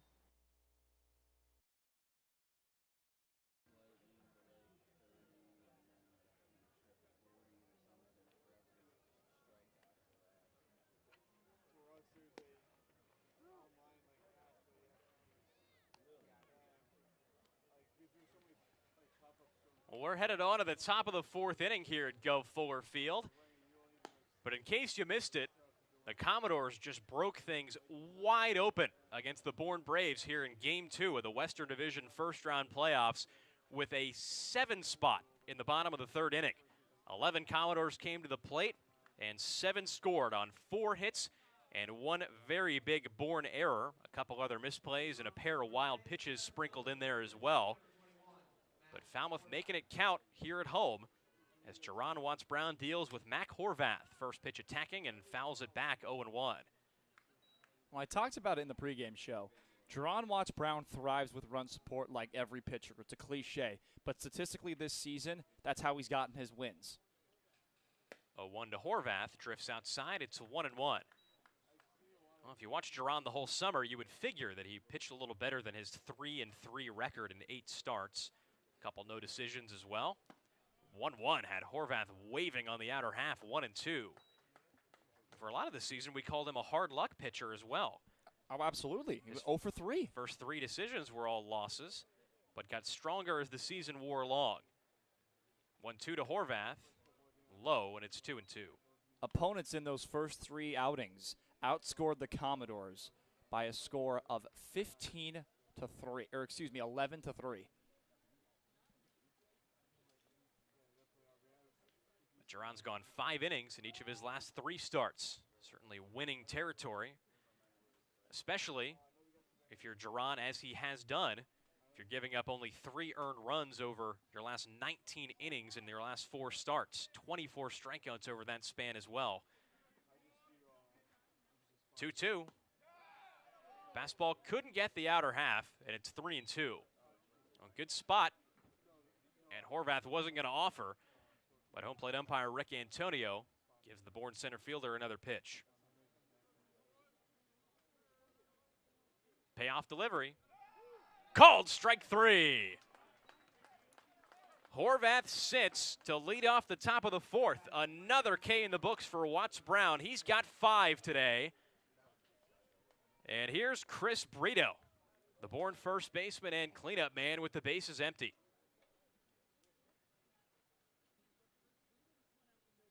First offering to Brito's low, and it's 1-0. We were talking about how if it was an advantage to the defense or the offense by seeing a pitcher multiple times in a season, it seems it's gone in favor of Juaron Wattts Brown by seeing this Bourne offense so many times this season as he has been dealing. Well, this is Juaron's 3rd start against Bourne, and this now his 9th appearance of the summer. 2-0, line down the left field line. It is a fair ball, and trickling down into the corner, it bounces off a bench and is out of play as Jace Borfin raised his hands right away. And it's a ground rule double with 1 out for Chris Brito. Well, Chris Brito finished the Cape League season in top 3 with exit velo. That was not a hard hit ball, but that's in one of those spots of Guv Fuller Field where if a hitter is able to locate that right down that left field line and get out of play, that is a recipe for an easy double. Well, during the regular season, Brito had 4 more doubles than the second place hitter who had 10. And if you recall the statistics we read earlier in this game, it's Matt Shaw who was second in that category. So these Braves hit plenty of 2-baggers. And Brito has one here in the 4th inning, the second on the game for the Braves. First pitch to Evan Slights in for a strike. It's 0-1 with a runner now in scoring position. But the Braves trying to answer back after that 7 spot put up by the Dores in the 3rd inning. Just a haymaker thrown by this Falmouth offense. The Braves trying to get at least 1. 0-1 off the fist, soft blooper into left field. Mooney deked Brito, and he's only going to get to 3rd base. Oh, what a play by Alex Mooney on a ball that he knew was going to land. And that just saved a run for the Dores. It's a single for Slight, but Brito is still planted at 3rd base. Alex Mooney did this yesterday for the Falmouth Commodores, and it kept one of the runners at 3rd base, and he did not score. He's done that all season for Falmouth. Nothing new, but something impressive, and that's what the scouts love about the Duke shortstop. So on a little looper, Brito could have scored if he had been aggressive, but paid too much attention to the infielders. Ryan Enos takes inside for ball 1. 1-0. Well, these coaches will tell these guys, on a play like that, you do not look at the infielders. You have to just keep your eyes on the 3rd base coach and not pay attention to what anybody is doing on the Falmouth defense. Unfortunately, Brito could not and fell victim to a decoy. Wattts Brown throws over to 1st, and Slight is back. Well, if you recall correctly, Juaron Wattts Brown picked off Chris Brito back in his start at Doran Park. For the second one, that is. That was the first time the Falmouth Commodores had picked off a runner this year. 1-0 is high to Enos, and it's 2-0. Well, these Braves can put up runs in bunches. This is not a team you want to give too much life to. Juaron learned that the hard way in his first start against these Braves. Out at Doran Park. That was all the way back on July 2nd, over a month ago. 2-0 to Enos is up high, 3-0 again. That pitch not close. And it was Juaron who started that day on July 2nd. Was throwing shutout ball through 5, had a 6-0 lead. But the Braves then put up a 4 spot in the bottom of the 6th inning. Falmouth then won the game, but chased Wattts Brown after 5+. As the 3-0's in for a strike on Enos. Brito at third, Slight at first. A ground rule double and a little looping single to left center have put Braves at first and third here in the fourth.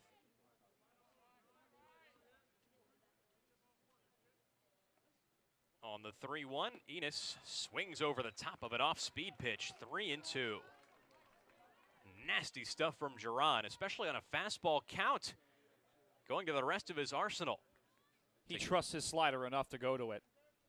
And got Enos, the SUNY Oswego Laker, way out on his front foot.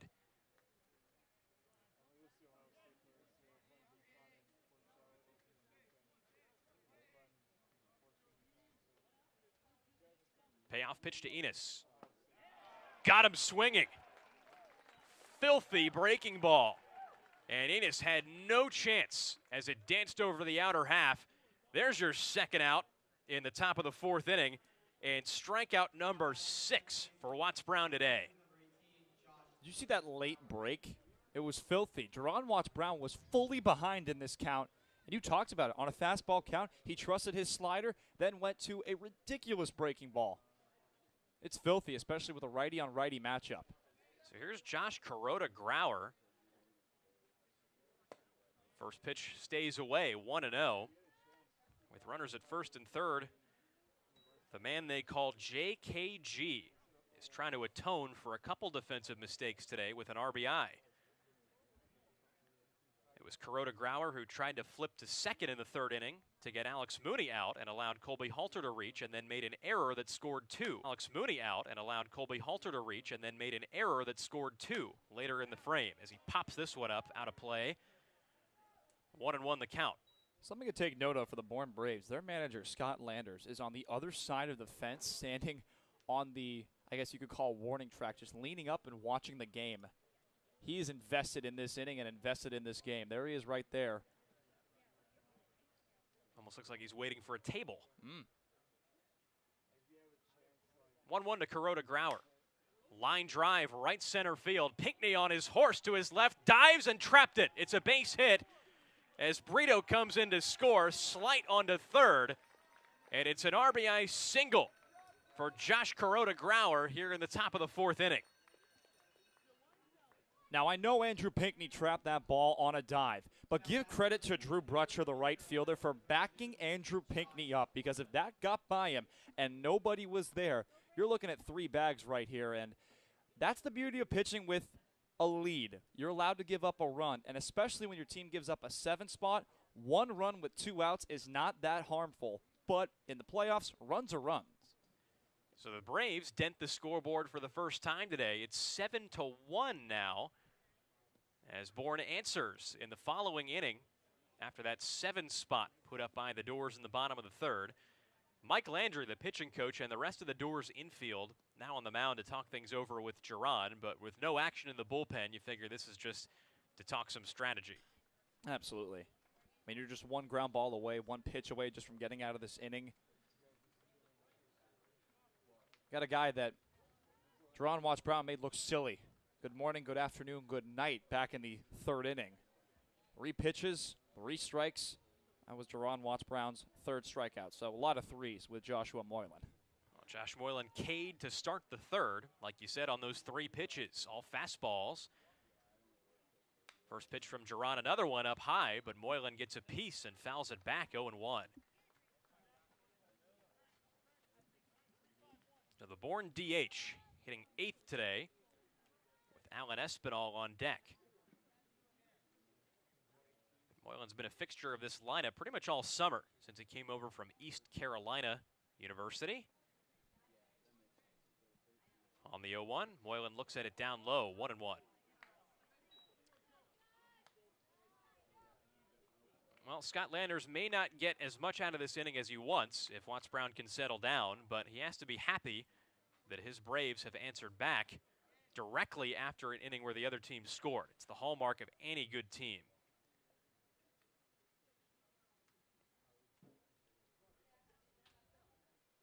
One to Moylan. Down low and in. It gets away from Cromwick, and there goes Kuroda Grauer to second base. Well, the Bourne second baseman getting aggressive and scampering his way in, taking advantage of a wild pitch to put runners at second and third with 2 down. And that's one of those where you just buckle up and get the next pitch, because Cromwick's made some nice stops behind home plate. Well, the base hit here by Moylan could plate 2 and makes things just a little bit more interesting for Bourne. Once down 7, 2-1, ground ball right side into right field, a base hit. Here comes Slight to score. Kuroda Grauer right behind him as the throw comes in, not in time. 7-3. Now in the top of the 4th inning here at Guv Fuller Field as Josh Moylan pulls a single into right to plate a pair. It's like he heard you. Sometimes you have to use the way you hit to your ability. He used that pull side out of the reach of Colby Halter. That is the first RBI from Josh Moylan since July 21st, where the Braves defeated the Gatemen 6-3. So Moylan, who entered this game on a 2-for-25 slide. That's an .080 batting average over that span. Breaking out of it today with a 2 RBI single. 2-1 to Alan Espinal, or the first pitch to Alan Espinal is down low for ball 1, 1-0. Well, Espinal's had some decent games against the Dores. His last time out, 1 for 3, but that doesn't tell you the whole story. It was against the Dores back on July 12th where he really did the lasting damage that we all remember. 2 for 4 with his only home run in the Cape League season. 1-0 up and in, 2-0. So Espinal that day with a 2-run home run in a game that the Braves eventually won 4-3. And Tomas's Frick home run last night, the 3-run blast, certainly brought back memories of that. A Bourne catcher with a multi-run home run that eventually goes on to become the game-winning blast in a 1-run contest. 2-0 to Espinal. Breaking ball curves over the inner half. 2-1. That home run with Tomas Frick, Jace Borfin was playing about 80 feet in from the left field wall, maybe about 100. They were not expecting that. The wind was taking it to the outfield, and it cleared that fence by about 40 feet.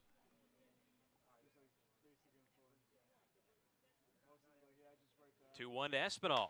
Breaking ball grounded left side underneath the glove of the diving McKenzie, who could not get it to his left.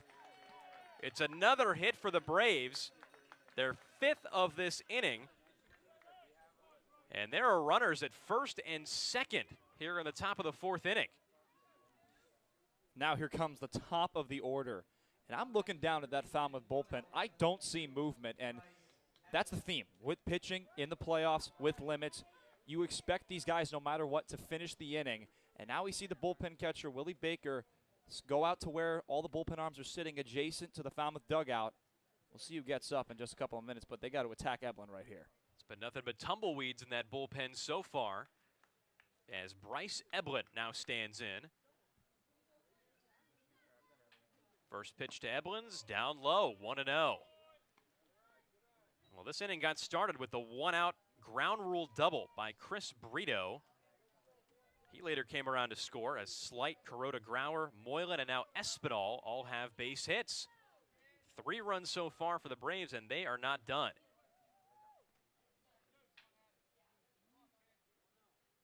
One-0. Ground ball up the middle. Mooney to his left. Flip to second the short way, and that ends the top of the 4th. Smooth infield defense from Alex Mooney, and Colby Halter finally gets the Dores out of that jam, but not before the Braves get 3 runs on 5 hits and chip into the Falmouth lead. It's 7-3 here in Game 2 as we head on to the bottom of the 4th here at the Guv. What are you most looking forward to this season? I'm just looking forward to, I mean, it's obvious, but just the games, you know, seeing some great baseball, some great talent, and working with all these interns and really just learning, you know? I'm just excited to get to know everyone, do some fun social media stuff, make a lot of TikToks, and watch some baseball. I'm looking forward to spending time with all of the other great interns, looking forward to watching good baseball, spending time around the field, and being in Falmouth again. It was just such a great experience last year. I mean, there's nothing better. I mean, it's the best players in the country, and the opportunity to cover them is awesome.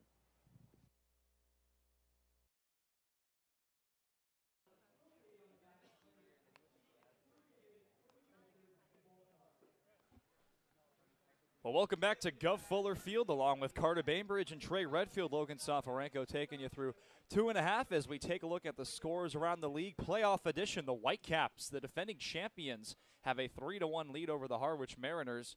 Katuic shutting out Hyannis at McKeon Park, and YD shutting out Orleans. They're just in the second inning with a score of 5-0.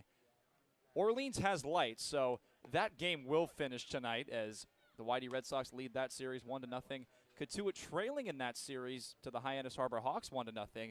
But if Brewster holds on to that early lead, they could advance as early as tonight because they have a 1-0 lead over the Harwich Mariners in that series. 7-3 the score here in the bottom of the fourth inning. Commodores had 11 batters back in that third inning where they put up a 7 spot. But Bourne answering right back a little bit with 3 runs of their own in the top of the fourth inning. And now here is Colby Halter. Now he's got a matchup that works out in his favor with a righty on the mound. It is still Justin Bayens. Crota Grauer playing way on the grass for the Bourne defense. First pitch. That's upstairs, 1-0 the count. Halter today fly out back in the first to left field and reached on a fielder's choice back in the third. Scored on that 2-run double off the bat of Jace Borfin. On a 1-0 pitch, Halter looks at strike one, count even. And Carter, the clouds aren't as scary anymore. They looked like they were going to give some water or maybe some lightning, but we see some sun, some blue skies, and a little bit of everything here in the bottom of the fourth inning. 1-1 is lifted into shallow left field. Coming in is Slight. He makes the catch for the first out. Falmouth Commodores were lucky to not have a rainout in the regular season. 44 games, 44 finals on time. Yeah, and something I noticed when looking at the playoff results from the last couple years that they tended to get a lot of rain, not only last year, but back in 2019 and 18 as well. They had to reschedule a lot of games. So hopefully fortunate to not have to do that in these playoffs, but the Dores have been lucky so far this season. First pitch to Borfin's in there for strike one. And absolutely, Commodores one of the teams that have lights, so they don't have to reschedule games because they can't fit them in. Playoffs start at around 4 o'clock Eastern Standard Time with the fields that have no lights. 0-1. Little chopper to the right side. Brito flips it over to Bayens for out number 2. So something the Commodores have not done today, and that's go down quickly. 4 batters back in the first, 4 back in the second, and 11 in the third. Pinckney trying to avoid going down 1, 2, 3 for the Commodores.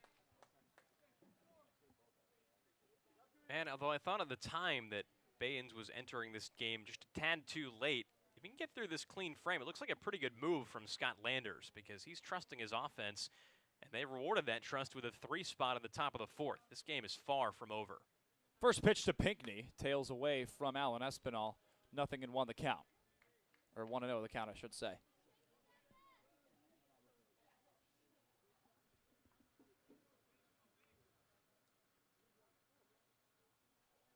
One out. That's in there for strike one. Count even at 1. Came in at 89 off of the arm. Pinckney today does have a single. Was a slow single.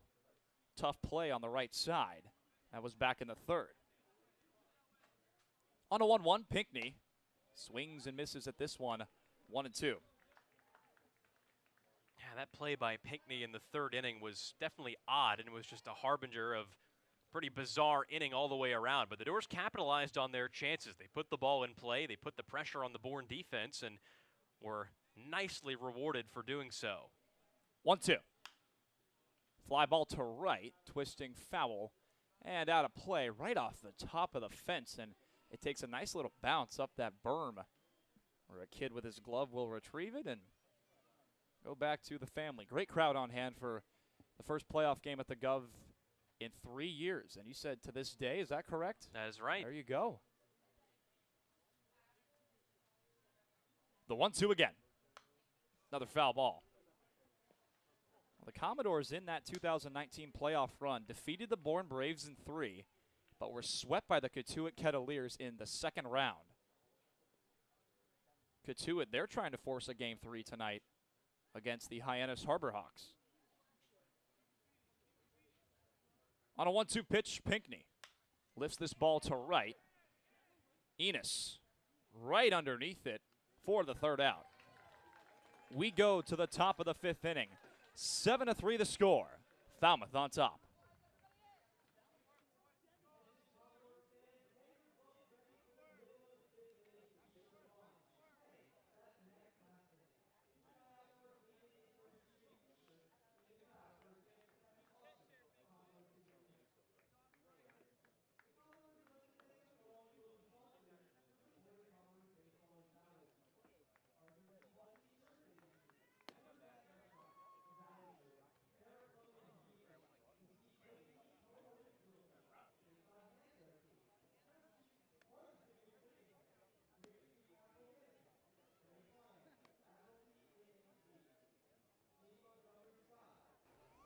Welcome back to Guv Fuller Field. Drew Brutcher has been a staple at right field for the Commodores this season, starting in that position for most of the entire year. Brutcher comes out of South Florida, and he's from Lakeland, Florida, and he actually went to Lakeland High School, where he was coached by his dad, Len Brutcher.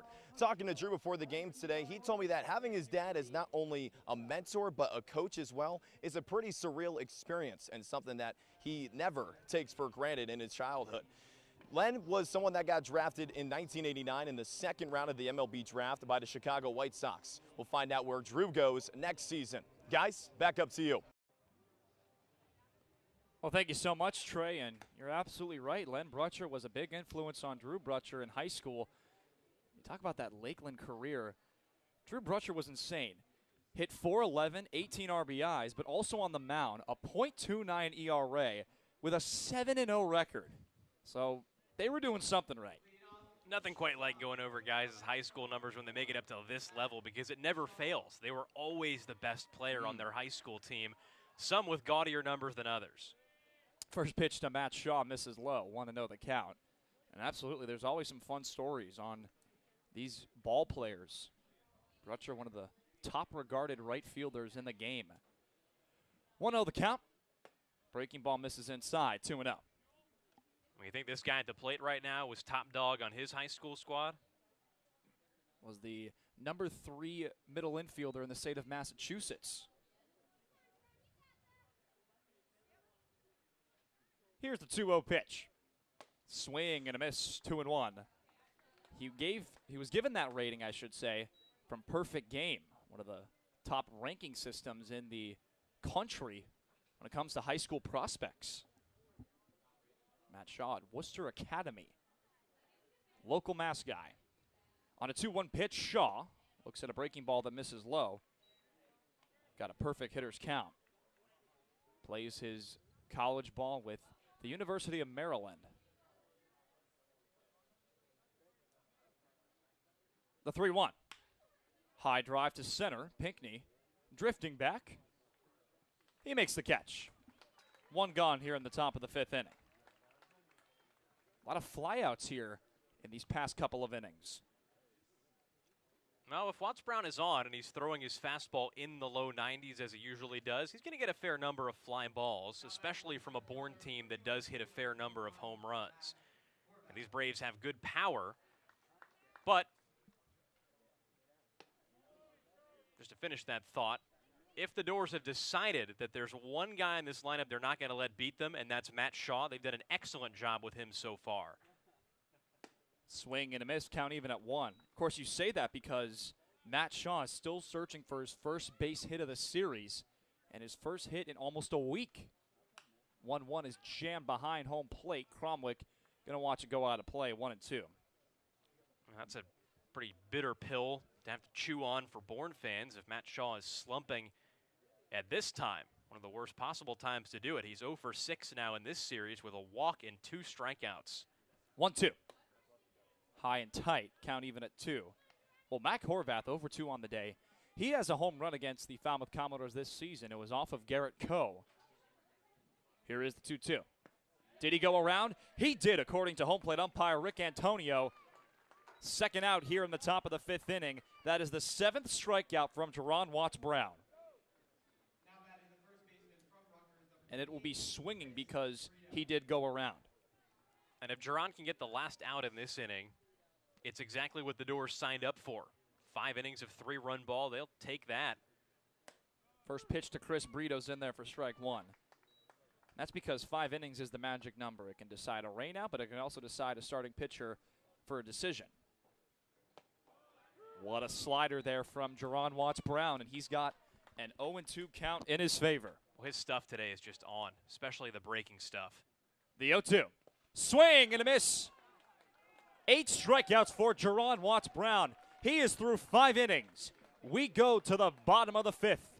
7-3 the score as the rainbow shines over the Guv. Falmouth on top.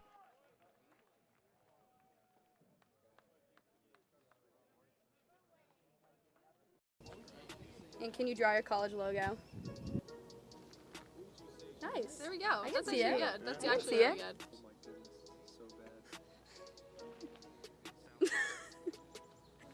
That's good. That's pretty good. That is good. Oh, how flames go. But I can try to give you a frog. Looks more like a pig than a frog. That's no frog. That's wrong. bad. That's more like a. That's bad. I know it's got like a weird. Wow, okay, yeah, no. I can't draw the basic one, you know. Okay, do not judge me, please. Very stressed. Okay, ready? Yep. Yeah. We gotta erase puddles right there. There's puddles.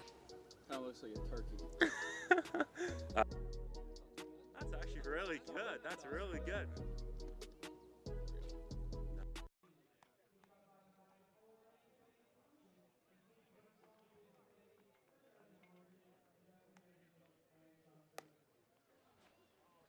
Welcome back to Guv Fuller Field with Trey Redfield and Carter Bainbridge, Logan Soforenko on hand.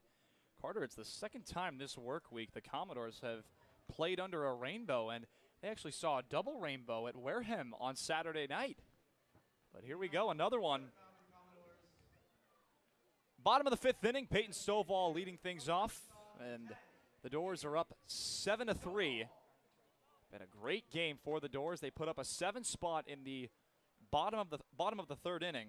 Bourne put up 3 in the top of the 4th, but Commodores still have that 4-run lead.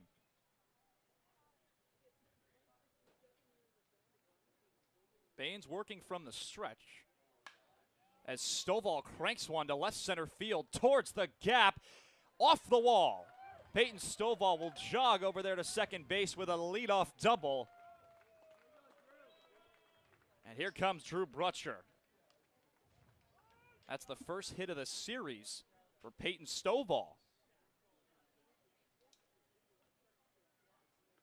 And for a guy who has shown this skill set this summer, it's nothing really that unusual. Stovall has walked more than he's struck out this summer, so you know he's got the discipline. But he's selective with his pitches. He got one there to drive and just took it the other way. Just good, solid hitting, and you see the natural power carrying all the way to practically the deepest part of this park in left center. First pitch to Brutcher is in there for strike 1. Well, I talked about it back in the 3rd inning. With the theme of that inning being opposite field hitting, there's an opposite field knock for Peyton Stovall. These lefties are swinging the bat nice today. If the Dores can keep on doing that, they may be playing in these playoffs for a while longer. On a 0-1 pitch, Brutcher cranks one to right. Enos barely has to move as Peyton Stovall will tag from second. The throw is not in time as Stovall is into third safely. One gone here in the bottom of the 5th inning.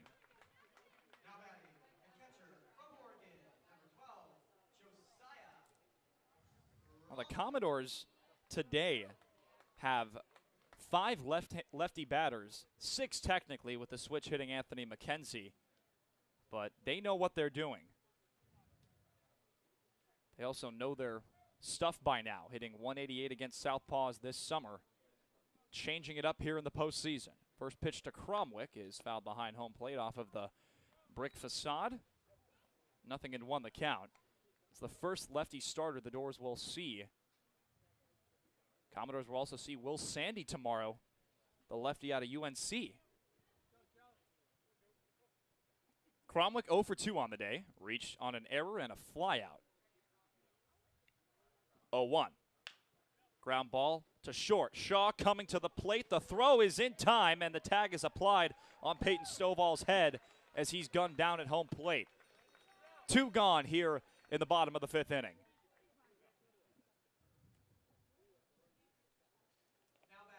Tough break there for Falmouth, but how about that play from the MVP? Well, when that ball was hit to Matt Shaw, you knew the Dores were going to have 1 out put up on the board one way or another.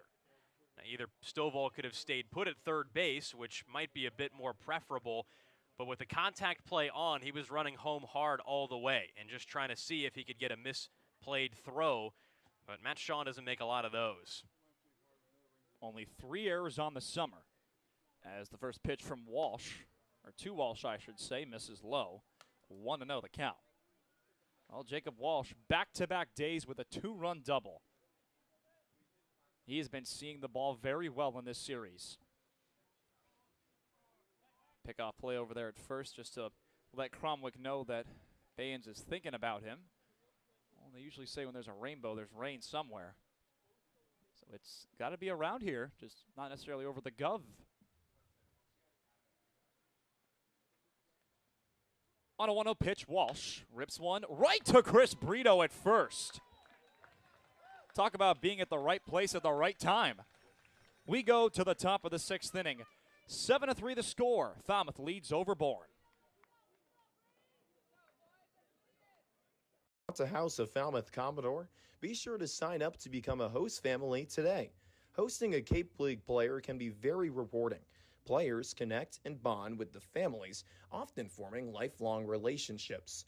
Please remember that every Commodores player is bound and governed by NCAA rules and regulations. In order to maintain their collegiate athletic ability, host families receive a weekly allowance from the Falmouth Commodores to help cover player expenses.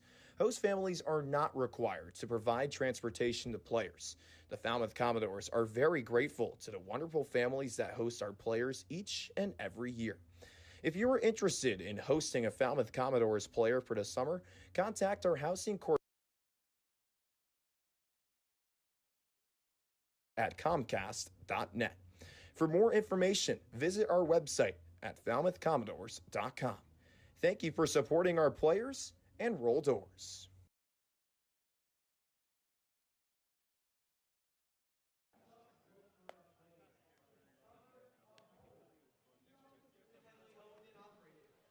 Well, back here at Guv Fuller Field in game number 1 of the Cape Cod Baseball League Western Division first round playoffs with Trey Redfield and Carter Bainbridge, Logan Soforenko with you, or I should say game 2 here at Guv Fuller Field. First game here in Falmouth. Juaron Wattts Brown on for the 6th inning, Carter, as Caleb Corbett's jogging in that bullpen. So is Braden Matthews, but manager Jeff Trundy wants Wattts Brown to get through 6 full innings, it looks like. Well, in the 5th inning, we didn't get a chance to talk about it. We were glancing over at the Falmouth bullpen, but Wattts Brown was moving so quickly and so well that we didn't get a chance to say that Garrett Coe had actually sat down over in the bullpen. He was out there, not even with his sweatshirt off, for a little bit in the 4th inning when the Braves put up 3. But Trundy's putting some trust in here to Wattts Brown. Absolutely, but he delivers a first pitch ball to the left fielder Evan Slight, who is 1 for 3 on the day. A ground out and a single. On a 1-0 pitch, Slight looks at ball too high and tight. 2-0 the count. Well, Juaron Wattts Brown unofficially enters this inning with 79 pitches. But he is looking to get his longest outing of the summer, and if I'm not mistaken, one of the longest outings of the Commodore starting pitcher for the entire season. Here is the 2-0. Strike 1. And the Bourne Braves dugout did not like that one. Well, I can tell you the high strike has not been the problem for these Braves hitters today. Wattts Brown's had far more working in his repertoire and with his location than that. 2-1. That misses low, 3-1 the count. Falmouth just has to be a little bit careful here because they know what happened the first time they let Wattts Brown go into the 6th inning against these Braves. We've already talked about it today, that July 2nd start. Swing and a miss, count full. Of course, when I say the longest outing of the season, to try and complete it. Not too often you see Cape League pitchers go further than 5 innings. If you break into 6 and 7 territory, it usually means you've been dominant. Payoff pitch is in the dirt. Slight check to swing. It's a leadoff walk. That is the first walk issued by Juaron Wattts Brown this game. And Carter, you mentioned a point about the 5 innings, but there was a Chatham starting pitcher. The name is leaving my mind, but pitched a complete game the other night, and it was a tie against these Bourne Braves. It was Ben Hampton, the league leader in strikeouts, the only guy in the league this year who had more Ks than Juaron. Enos shows bunt and takes strike 1. 0-1 the count. Enos today 0 for 2, a fly out and a strikeout. They talked about the strikeouts for Wattts Brown. He's got 8 today. His season high is 9. Braden Matthews, the righty from Walters State Community College, warming up in the Commodore bullpen. The 0-1. Good breaking ball from Wattts Brown. 0-2 quickly on Ryan Enos. Just absolutely unhittable curveball there from Wattts Brown. He's had a good slider today, good curveball. His breaking stuff has been really what's gotten him through this game. It has been that good. Nothing wrong with his fastball, but he's just got a great feel for his breaking stuff today. See what he goes to here on an 0-2 pitch. Enos looks at a ball over his head as he ducks out of the way with a fastball that came in at 92. Wattts Brown's been locating that fastball, but his primary stuff, like it has been all season today, has been the off-speed. Well, if he starts missing high with a fastball, what that tells you is that he might be tiring a little bit. So if you're Mike Landry, the Falmouth pitching coach over in the dugout, it's time to keep your eye on that. The 1-2, Enos looks at a ball in the dirt. Count even at 2. And something that would definitely prompt Mike Landry to make a pitching change is back-to-back walks. Still got a 2-2 count, but if you're Enos here, you work that pitch count up and you get Wattts Brown out of this ball game.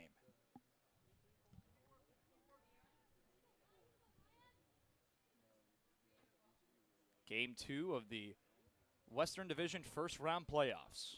Here's the 2-2. Foul ball. This is all of a sudden turned into a great at bat, if it hasn't been already, by Ryan Enos. Well, fouling that pitch off was just about the most that Enos could do. Another curveball that he didn't watch for a called strike, but it would have been had he not protected the plate. And you can tell Juaron today has been confident in his stuff because of how many times he's thrown an off-speed or breaking pitch in a fastball count. He did it to Slight and gambled a couple times and lost. Let's see what he does here on 2-2. 2-2. Popped up to the right side. Walsh with room makes the catch on the gravel for the first out. Well, we're approaching hitters 7, 8, and 9 for the Bourne Braves. You wonder if that prompts into the decision-making for Mike Landry. Oh, if Wattts Brown can just get through this inning within the next 3 hitters, I think it could provide a pretty clean end to his day because he wouldn't have to face the top of the order for the 4th time. First pitch to the second baseman, Kuroda Grauer. He went around. That's strike 1. 0-1 the count. Kuroda Grauer, a late addition to the Bourne Braves squad, hails from Rutgers where he hit almost 300. Finished his 2022 season with 299 to his name.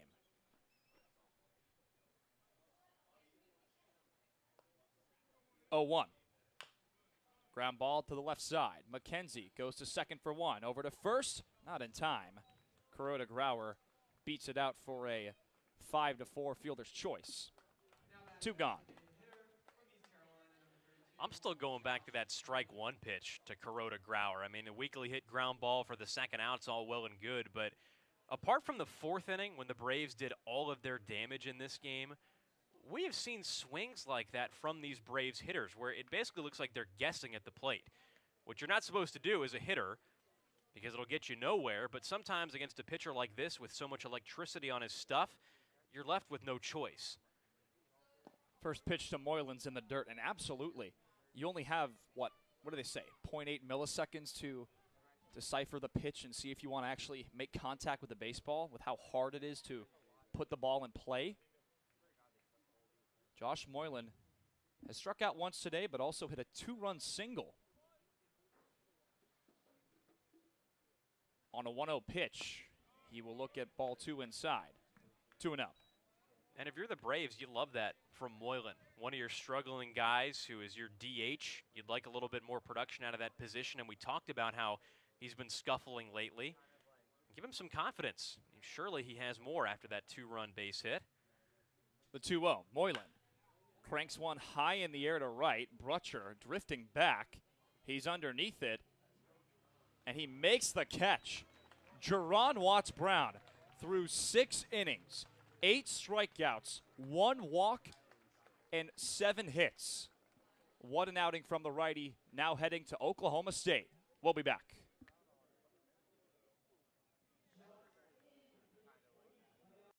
Hey there, Commodore fans. Thanks for joining us and cheering on your Falmouth Commodores. Want to take a break from the action? Come make a visit to the merchandise booth. Check us out behind home plate. We have a bunch of new designs for you to purchase, from hats to shirts, jerseys, crew necks, wine glasses, and even baby bibs. You think of it, we probably have it. From youth sizes to even adult double XLs. We have everything you need for family and friends. Be sure to come say hello and get a piece of Falmouth merch. Make a trip before we close up shop in the 9th inning. See you soon, and roll Dores.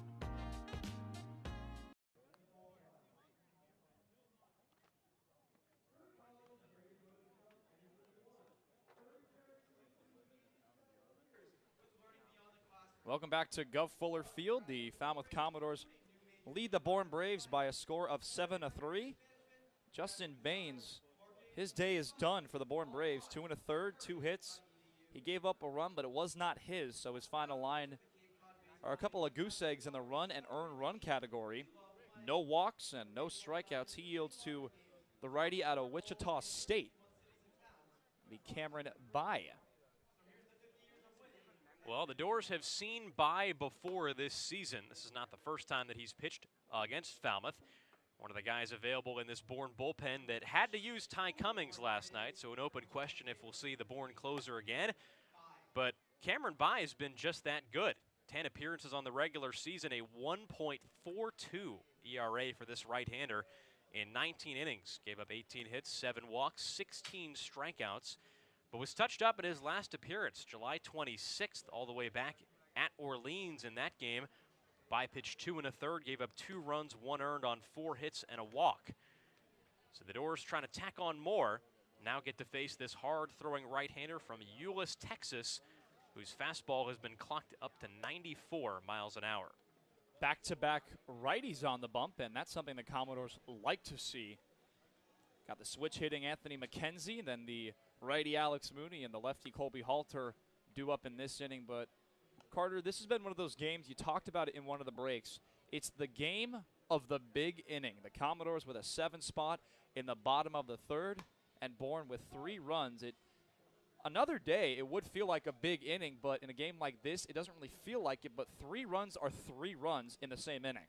Well, these Braves, especially when they crack into their 2 through 5 hitters, Shaw, Horvath, Brito, and Slight, do put up runs in bunches. This Bourne team was one of the highest scoring on the Cape this year, tied for 4th in runs scored. So for the Dores, it's just a matter of controlling those guys and shutting down the middle and lower part of this Bourne order. And so far today, they've had a mixed result doing that, but Wattts Brown is through 6 in this game. And so far, he's held these Bourne hitters in check. So now here's McKenzie as By will work from the stretch, and he delivers strike 1 to Anthony McKenzie, the 3rd baseman today. Finished up his season at Sam Houston State. Will be heading to Oklahoma Here is the 0-1. Count even. Go play in the Big 12, and he's very proud of that. Has it on his Instagram bio. It's always fun seeing the guys announce their new colleges after entering the portal. On a 1-1 pitch, McKenzie looks at a breaking ball for strike 2. And another guy that announced his commitment with a lot of joy and it got a great response was the righty that started this game for the Commodores, Juaron Wattts Brown, the former dirtbag, now Cowboy. The 1-2. Misses up. Yeah, Long Beach State to Oklahoma State. And Juaron, a recent commit, July 31st was when he formally announced that move to play for OK State. He and McKenzie could very well face each other in Big 12 play next year. 2-2 is in the dirt. Fine pick there from Alan Espinal. As Alan Espinal says, hey, Cam, get your hat.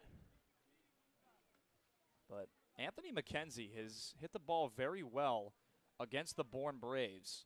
Came into this series with a 1,200 OPS. It's right around 1,100, I should say. Here's the payoff pitch. It's a leadoff walk.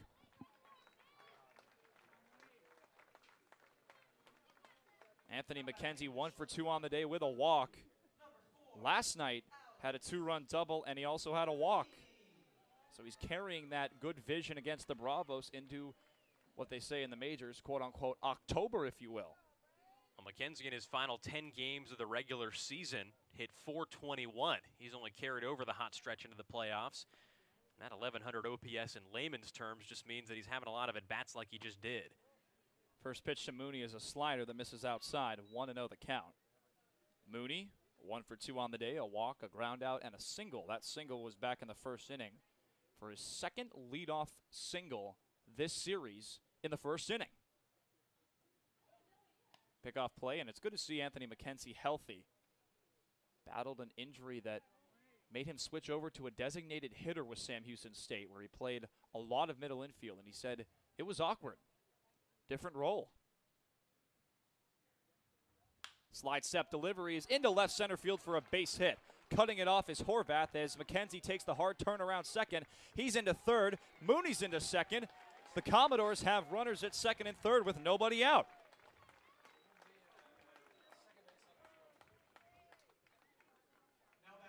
How about the bat for Mooney this postseason? Well, the third hit for Mooney across 2 games so far in the playoffs with a little bloop single into left center. Not a lot that Horvath could do with that throw to prevent McKenzie from going to third base. It was an aggressive play, but a heads-up play by Mooney, realizing that the throw did not go into second. He then took the base and has the Dores set up with a golden opportunity here in the 6th inning. The infield in for the Bravos as Halter looks at the first pitch and grounds it right side. Kuroda Grauer checks on both runners. He flips over to first, and how about that extension from Mooney? He got about 60% of that line from second to third, but with the infield playing in, they didn't even try to throw back to second to get Mooney. 1 gone. Now with nobody covering, they had no chance, but we've seen Mooney deke a lot of batters in the field. Perhaps he was trying there to draw an errant throw to an uncovered base, or at the very least get a head start towards home if that ball was misplayed. So now here's Jace Borfin, left fielder out of Arkansas. Breaking ball misses up. 1-0 the count. Borfin had the 2-run double back in the third, but then grounded out in the fourth. 1 for 3 on the day. Infield still in for the Braves. On a 1-0 pitch, Borfin looks at ball 2. The Commodores as a team today have drawn 3 walks. Juaron Wattts Brown for the Commodores has only issued 1 walk to the Bourne Braves offense. The 2-0. High fly ball to right center field towards the gap. Feeling for the wall is Horvath, and he makes the catch. Tagging and scoring is McKenzie from third. Mooney's rounding third from second. He's going to try to score. He is in there safely. Alex Mooney from second base. My goodness. It's 9-3 Falmouth in the bottom of the 6th inning. And Scott Landers of the Bourne Braves is going to check with home plate umpire Rick Antonio to see if a tag was applied before the ball popped out. No argument here, though. Espinal never had control of that baseball. I don't think it was ever firmly grasped in his glove. And even if it was for just a moment, there was no possible way for Rick Antonio to know what exactly happened there. Mooney with some contact with Espinal. It's just a good all-around baseball play. At first, I thought that Mooney had been beaten by the throw. It was there. If Espinal had just held on, it would have been the final out of the inning. So nevertheless, the Dores get 2 runs, and Andrew Pinckney into the batter's box with 2 outs. Good first pitch breaking ball for a strike. 2 RBI sacrifice fly. That's something that you'll remember in the scorebook. 0-1. Count even. Pinckney today, 1 for 3. Strikeout, a single, and a flyout. Stovall waiting on deck. Here's the 1-1. That misses low. And I can only think of one other time that I've seen that happen. It was actually in a World Series. Ozzie Smith of the Cardinals did that once. It was a fly ball, and he was standing on second. He came all the way around to score. 2-1 is popped up about a mile high in the infield. All the infielders converging, and Bryce Evelyn takes charge at third base. Well, the inning is over, but the Dores get 2 runs on a beautiful base-running play from Alex Mooney.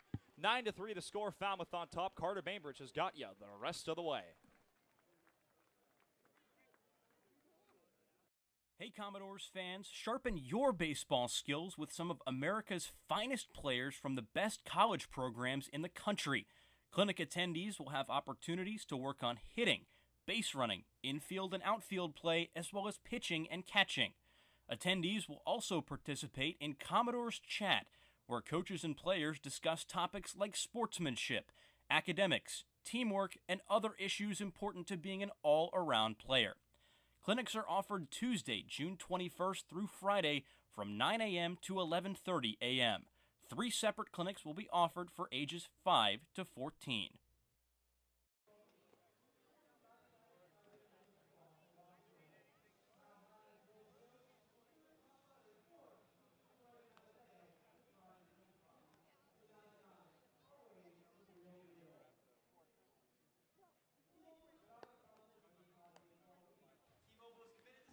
Well, we're back at Guv Fuller Field here in the top of the 7th inning in Game 2 of the Cape Cod Baseball League Western Division first-round playoffs between the Falmouth Commodores and the Bourne Braves. And as of right now, it appears, if Falmouth can hold on, that we're about to play Game 3 tomorrow. And the new man standing in the way of a Braves comeback is right-hander Braden Matthews.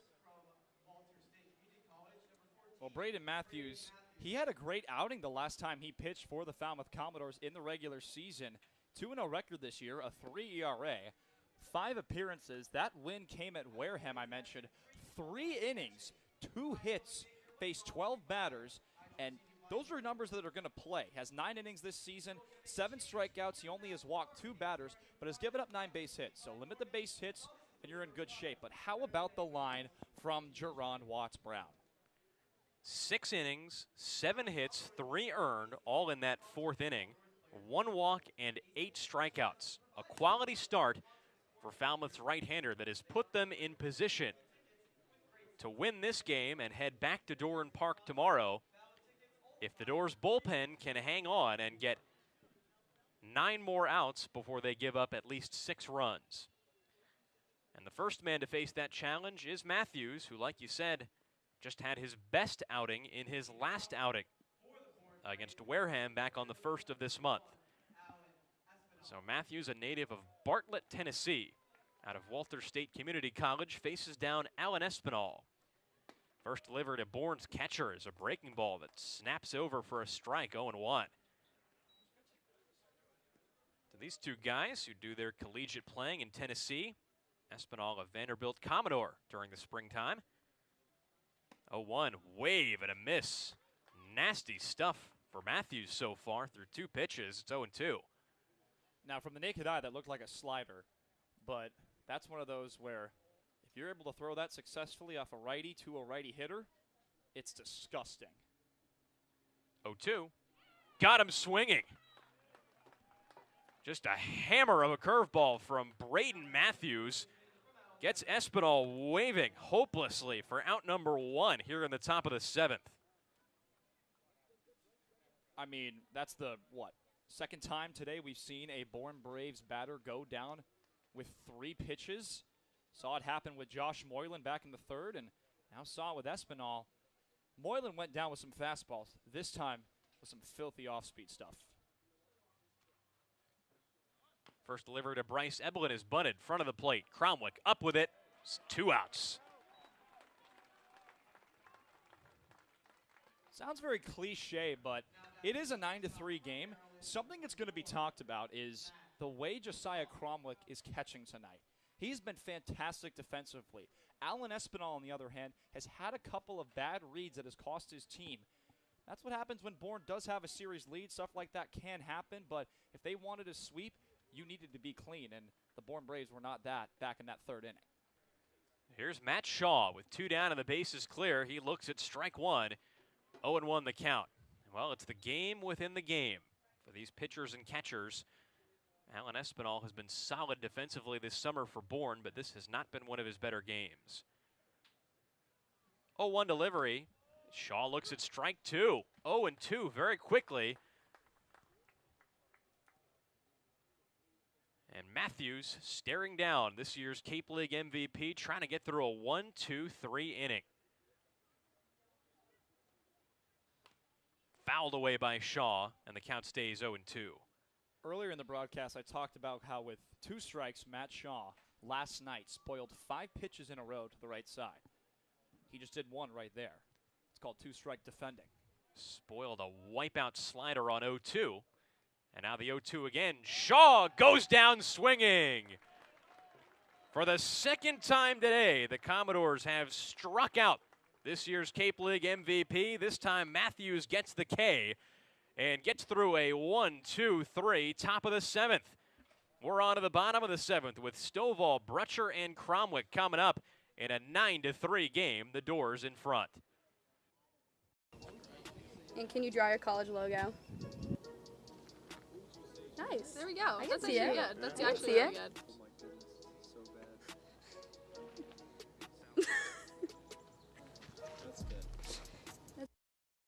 Land that I love, stand beside her and guide her through the night with the light from above, from the mountains to the prairies, to the oceans white with foam.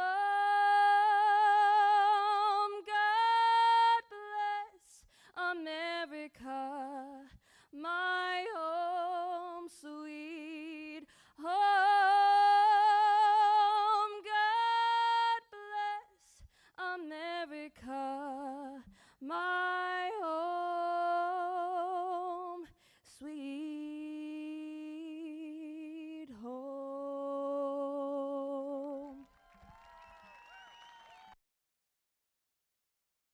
That is good. I love how flames go. But I can try to give you a frog. Looks more like a pig than a frog. That's no frog. That's wrong. bad. That's Oh more my like God. that's bad.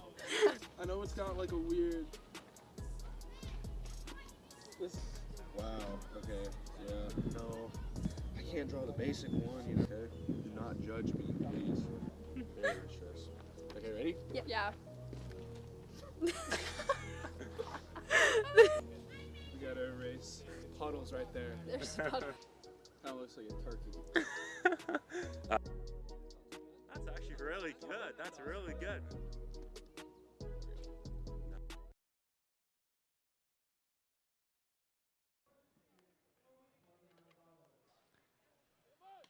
We're rolling right along into the bottom of the 7th inning here at Guv Fuller Field in Game 2 of the Western Division first round between the Falmouth Commodores and the Bourne Braves. It was Bourne who got the last laugh yesterday in a 6-5 win, but from the 3rd inning onward today, it has been all Dores after that 7-run third that Falmouth put up. And now against right-hander Cameron By on the mound for Bourne for the 2nd inning in a row. It's Peyton Stovall, Drew Brutcher, and Josiah Cromwick set to take their rips with the Dores already ahead by 6. Stovall today's 1 for 2 with a walk. By's first deliveries low and away, 1-0. By just finished up his redshirt freshman season at Wichita State this spring, where he pitched in 17 games, 10 of them starts. 1-0, called strike to Stovall. By features that high-octane fastball you just saw and a good curveball, high 70s, low 80s. 1-1. Fastball sails away, and it's 2-1. One thing to take note of for the Falmouth Commodore offense right now, no strikeouts since the 2nd inning.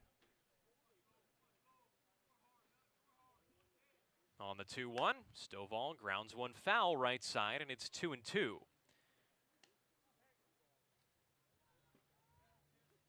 Well, the Dores couldn't take game 1 yesterday, but it's not like 5 runs was too terrible an output for this offense. They unfortunately just couldn't hold the Braves off well enough on the pitching side. 2-2, fouled off the mid of Espinal, and it stays 2-2 on Stovall.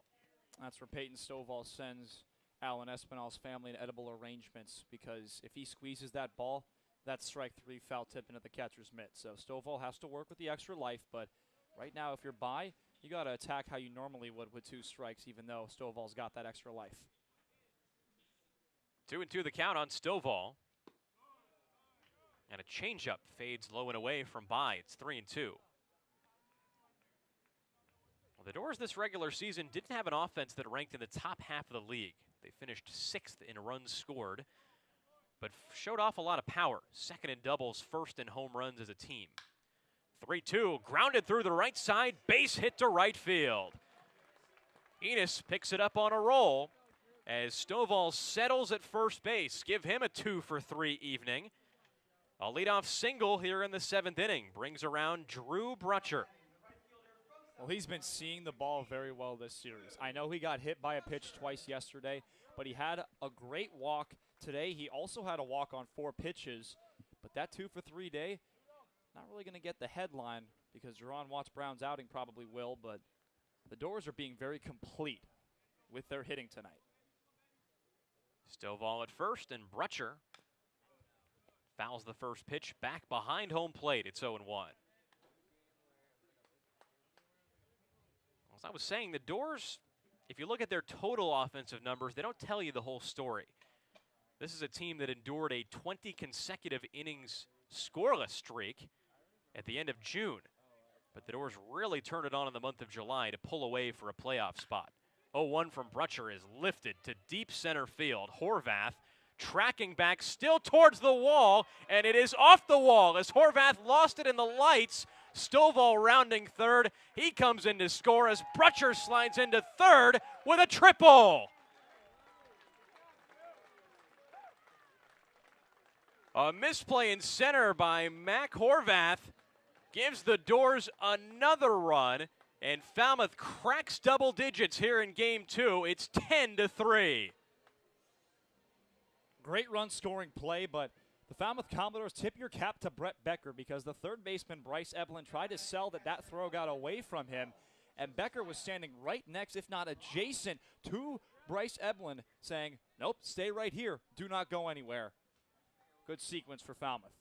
Infield in for Bourne. Josiah Cromwick looks at strike 1. It's 0-1. Brutcher at third base, who hit that ball about to the deepest part of the park you can get it, off the center field wall. Right beneath our center field camera, just about a shade over towards left center. Swing and a miss by Cromwick. It's 0-2. But Horvath at first looked like he was going to catch that ball with his back to the wall.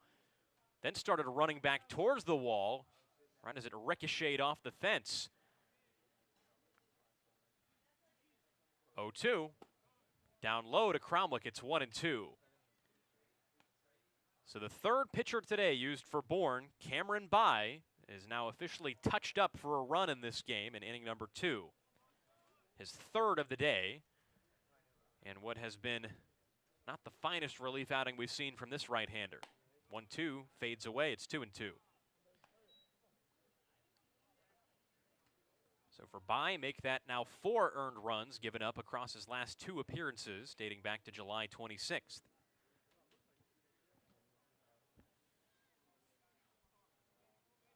Two to Cromwell. Ooh, laid off a breaking ball down low and away. It's 3-2. Still nobody out here in the bottom of the 7th inning. And Brutcher at third base with decent speed would probably score on a moderately deep fly ball to the outfield. Absolutely. Throws have not been good from the outfield today. Saw one maybe from the left fielder slight, but that's about it. Stovall didn't tag that play, though. On the payoff pitch, Cromwell looks at strike 3 called. Slight delay on that call from home plate umpire Rick Antonio, but Cromwell sits the first strikeout victim for Cameron Bai, and the first Falmouth hitter to strike out since Peyton Stovall led off the 2nd inning with a K. It's also the first strikeout for the Bourne Braves bullpen.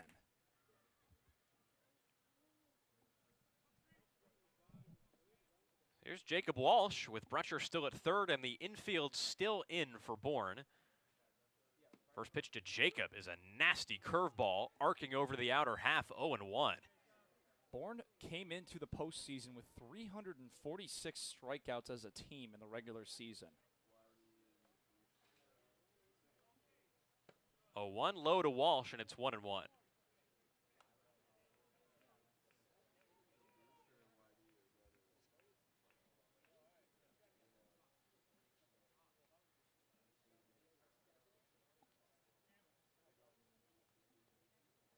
Well, as a staff, that figure for Bourne actually ranks last in the league. He struck out the fewest batters of any team. Walsh wraps this one foul right side. It's 1-2.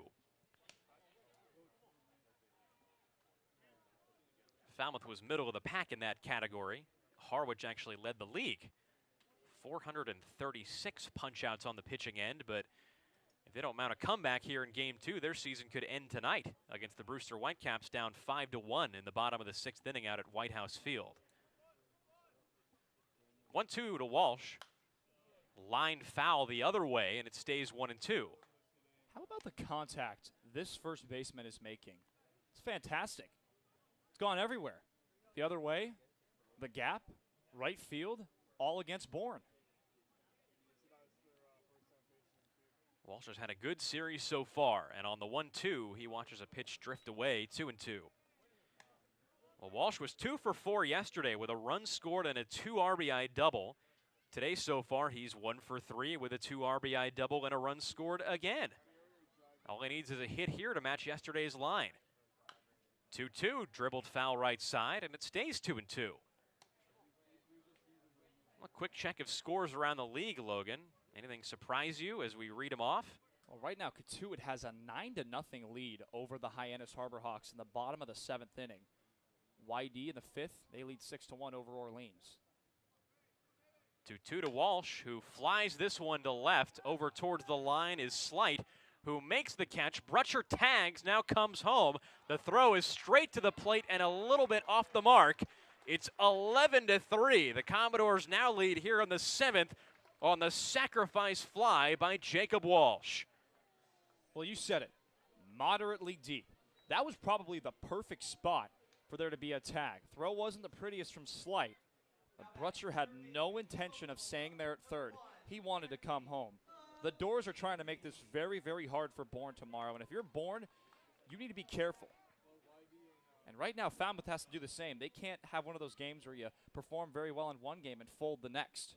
First pitch to Anthony McKenzie's in for a strike. It's 0-1.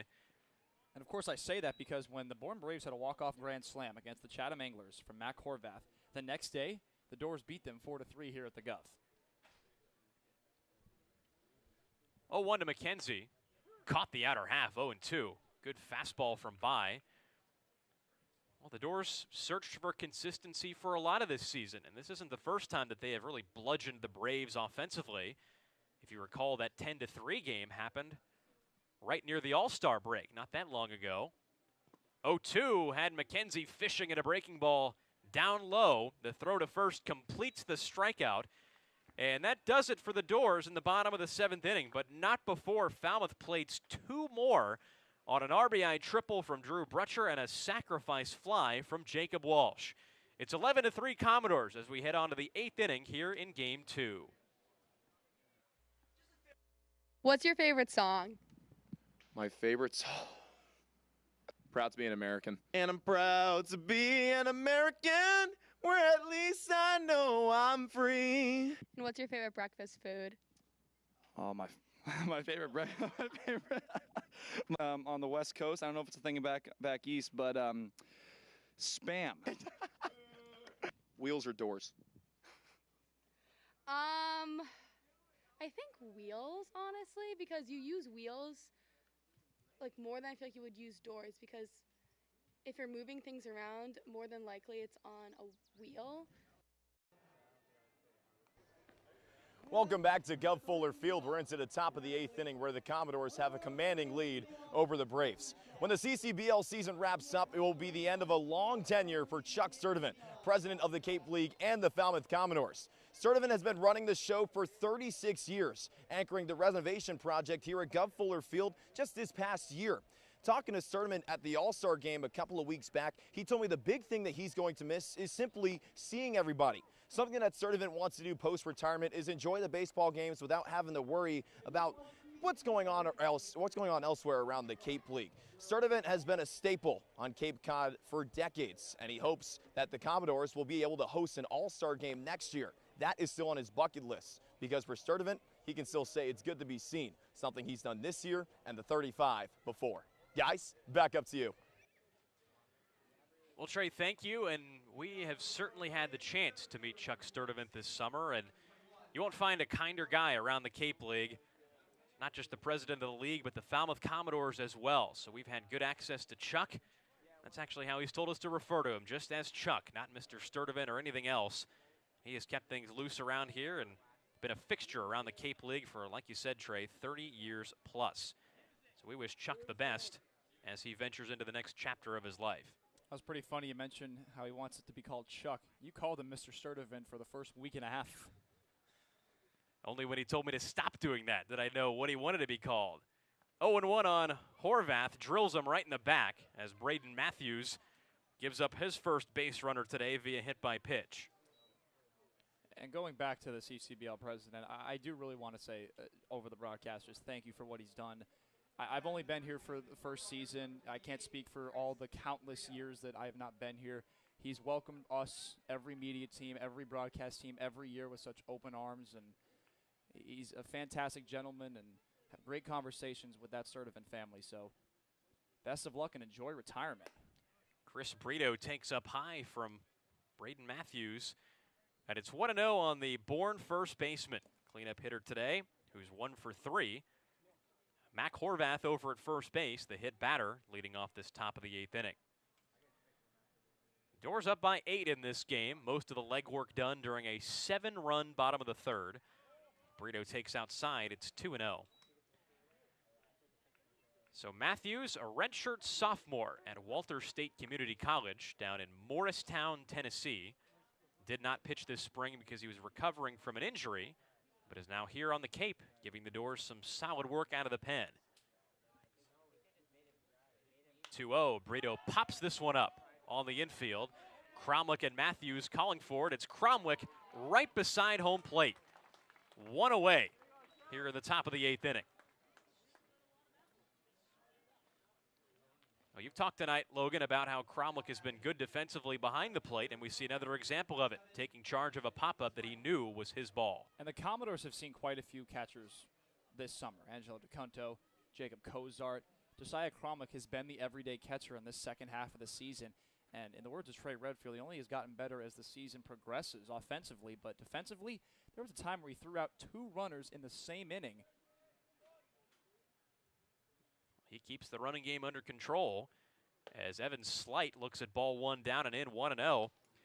And just a testament to that is what the Braves have not done today, and that is steal a single base, a category Bourne entered the day in second place with 81 steals on the Cape League summer. 1-0, swing and a miss by Slight. It's 1-1. Only the Harbor Hawks had more stolen bases this summer. And the Braves have had a fair number of guys on base today, but no running game to speak of today. 1-1 for Matthews, swinging a foul off the plate and dribbling behind it over towards the brick. It's 1-2. And they were thieves last night. Mac Horvath by himself had 3 stolen bases. It's insane how different baseball is within the span of 24 hours. Have to figure that they probably talked about that over with Falmouth. Make some adjustments as Matthews gets Slight swinging for the second out here in the 8th inning. Third punch out so far for Braden on the day, and that brings up Ryan Enos, or would be Enos if not for his pinch hit spot. It's Nelson Taylor. So the first bench move of the day, a pinch hitter here in the top of the 8th inning. And this is a guy we figured to see in the field today, Logan, by virtue of what he did yesterday. Well, he robbed a home run. And you look at Doran Park, the fence is only about 4 feet high. Very different here at the Guv where it doubles at 8 feet. But he was filthy, took great routes out there in center, robbed Mooney, robbed Borfin, and here he is coming off the bench. So Taylor now at the plate, a left-handed hitter against the righty Matthews with a man at first and 2 down here in the top of the 8th. First pitch to Taylor, breaking ball, stays high, and it's 1-0. Well, Taylor yesterday robbed a home run for sure and a second play that would have been at least extra bases. Couldn't quite tell from where we were, but made a couple acrobatic catches out there in center field.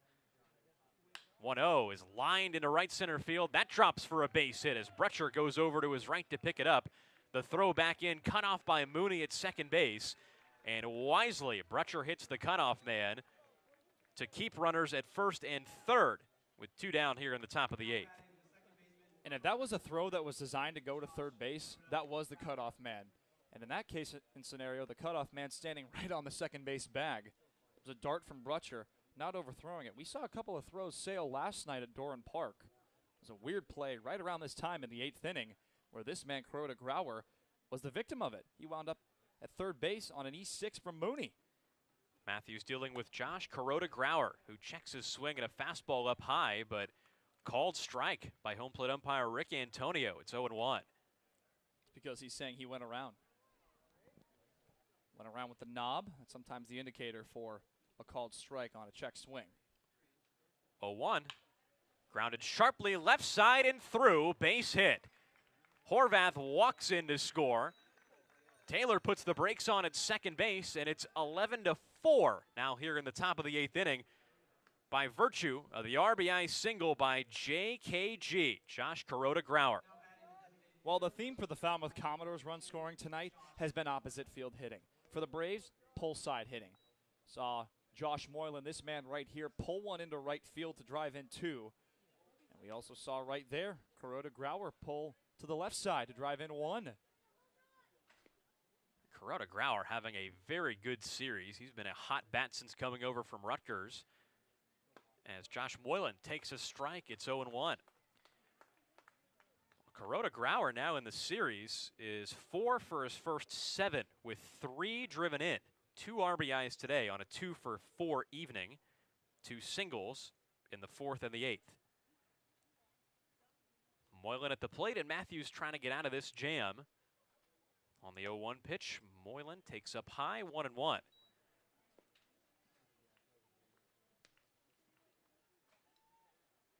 Well, these Braves aren't going down without a fight today. And as quickly as the Dores put up 7 in the 3rd inning, this game is not over quite yet. The Braves have 4 outs to play with. 1-1 to Moylan, outside, 2-1.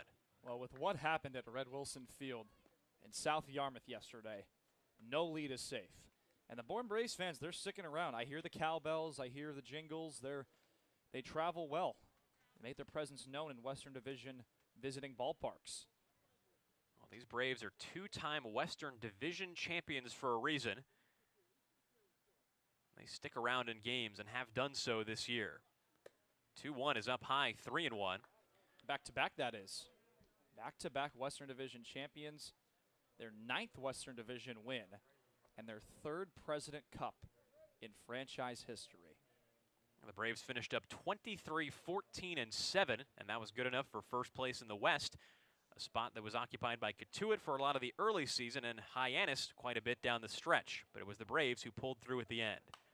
3-1 by Moylan, fouled off, and it's 3-2. Well, Western Division champions last year under Harvey Shapiro, and this year under Scott Landers. Two different managers for these Braves, with Shapiro now managing the Wareham Gatemen, the one Western Division team that did not make it to the postseason field this year.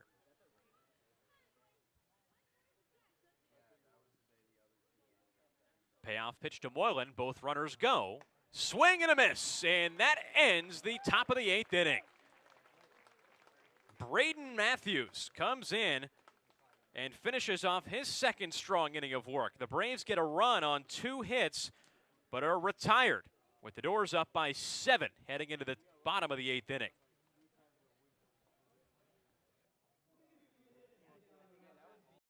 Hey there, Commodore fans. Thanks for joining us and cheering on your Falmouth Commodores. Want to take a break from the action? Come make a visit to the merchandise booth. Check us out behind home plate. We have a bunch of new designs for you to purchase, from hats to shirts, jerseys, crew necks, wine glasses, and even baby bibs. You think of it, we probably have it. From youth sizes to even adult double XLs. We have everything you need for family and friends. Be sure to come say hello and get a piece of Falmouth merch. Make a trip before we close up shop in the 9th inning. See you soon, and roll Dores.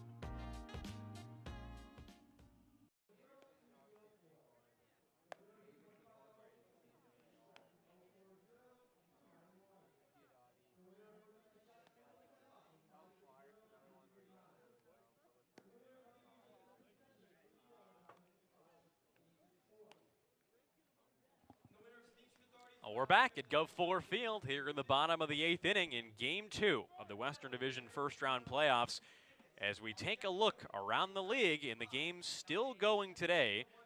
2 possible sweeps on your screen right now if the scores hold up. The first being Brewster up 5-1 over the Harwich Mariners at White House Field. The Whitecaps had a walk-off yesterday and came back from 5 runs down to steal Game 1 and could easily dispatch the Mariners here with a win. YD up 8-1 over Orleans in the 5th inning there. The Firebirds have made at least 4 errors today. Last we checked, a sloppy defensive game behind starter Ben Shields. And Orleans may be making an early exit here soon. Cotuit up 9-1 over Hyannis in the top of the 8th inning. Looks like Game 3 between those two tomorrow. As Mooney is plunked the first pitch of the inning from Cameron By. And he takes first to start things in the bottom of the 8th inning. And the Whitey Red Sox did that to Ben Shields. My goodness. And what's the theme of these potential sweeps? Eastern Division. The East could be decided tonight in the first round, that is. Well, if these scores hold up, it'll be a Brewster YD Eastern Division Championship Series that would begin on Monday. Meanwhile, Cotuit with a safe lead over Hyannis. Sunday, rather, that is.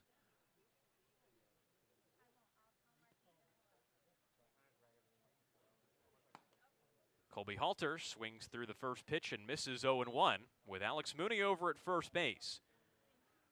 Well, Halter's had a fairly quiet day today. He's 0 for 4 with a run scored and now 1 for 9 in the series so far. Fly out, fielder's choice, fly out, ground out for Colby today. 0-1, another swing and a miss, 0-2 the count. Well, that home run swing, that's kind of a Bryce Harper swing, and I compare that because he's trying to pull that ball to right field. A little bit of an uppercut, get the left elbow in, and use that to drive the ball to the right side. Behind in the count, 0-2. He's got to just extend the at-bat and take that idea out of his mind. On the 0-2, Halter looks at it up high. It's 1-2. Well, if there's anybody who can shorten his swing, it's Colby. You don't hit 307 without it. I mean, he ended up leading the league in home runs with 7 after Tyler Johnson of Katuitt ended up bowing out after his release from the team. So Halter ended the season with his lone share of that category. 1-2 down in the dirt. It gets away from Espinal, who can't find it. And Mooney trots his way in a second without a throw. Another wild pitch and another scar for Espinal, who has had a pretty unpleasant night behind the plate. Well, back to Colby Halter and about the numbers. Talk about the slow day. 1 for 9 in this series thus far. Had a single yesterday. That took place back in the 5th inning. But he would love to reach here and get the Commodores one of the runs back that Bourne just got back in the top half of the 8th inning. Well, Alex Mooney's at second base. He's 2 for 3 today with a walk and a hit by a pitch. So he's reached base in each of his at-bats except for one. As the 2-2 breaking ball just misses for By. It's 3-2. Whoa, good spot there from Bine. Halter just had to watch it flutter in over the outside part, but gets new life here on 3-2. Jace Borfin on deck. Today is 1 for 3. Payoff pitch, swing and a miss. Halter down on strikes for the first out here in the bottom of the 8th inning. Third time Colby Halter has gone down via way of the K this series. But here's a guy that I talked about needed to heat up for the Falmouth Commodores. He is 1 for 4 on the day, but he has a very good hit. That was that 2-run double that was back in the 3rd. Mooney at second, Jace Borfin at the plate. And on the first pitch he sees, he takes down low for ball 1. Well, that hit you're referring to by Borfin was back in the 3rd inning during that 7-run outburst by the Dores. It was an opposite field double down the left field line that scored Mooney and Halter, both who were in scoring position. 1-0 breaking ball, twists in for a strike. Not much Borfin can do with that pitch. It's 1-1. Jace today 1 for 3 with that double, but also 4 RBIs. He had a pair back in the 6th inning on a sacrifice fly. As the 1-1 comes in and Borfin takes it down and in, 2-1. That sacrifice fly scored Anthony McKenzie from 3rd base and Alex Mooney from 2nd, who came all the way around on an aggressive base running play. He gambled that the cutoff throw would be taken as the 2-1 by Borfin is popped up. We'll finish that thought in a moment. Shaw going out into shallow left center, right on the edge of the grass for out number 2. So what Mooney gambled on that play was not just that the throw would not come in strongly, but that whoever received it would take it with their back to the plate, because then that's an extra step. You have to wield around, prime your body, and then fire towards home. And not even just that, it was a 7-3 ball game. I know we're in the middle parts of the game and Falmouth wants to get some runs, but that's a kind of gamble you maybe can afford to take with a run scoring in front of you. Well, the Doors up big at the time, and Alex Mooney, a guy usually tries that kind of thing, as Andrew Pinckney takes outside for ball 1. Mooney's a first pitch hacker. He's aggressive on the base paths and steals, and will take that extra base if you let him. Bourne learning that the hard way today. On the 1-0, Pinckney fouls it off right side, 1-1.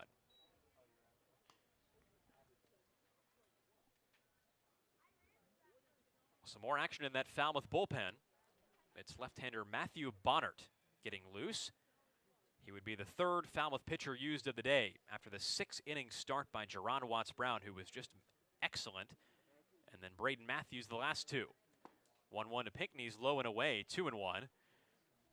And from the looks of things, Logan, Bourne looks content to let By probably ride the rest of this game out. Which could just be one more pitch if you're thinking about it. Something we haven't seen this series is Nigel Belgrave.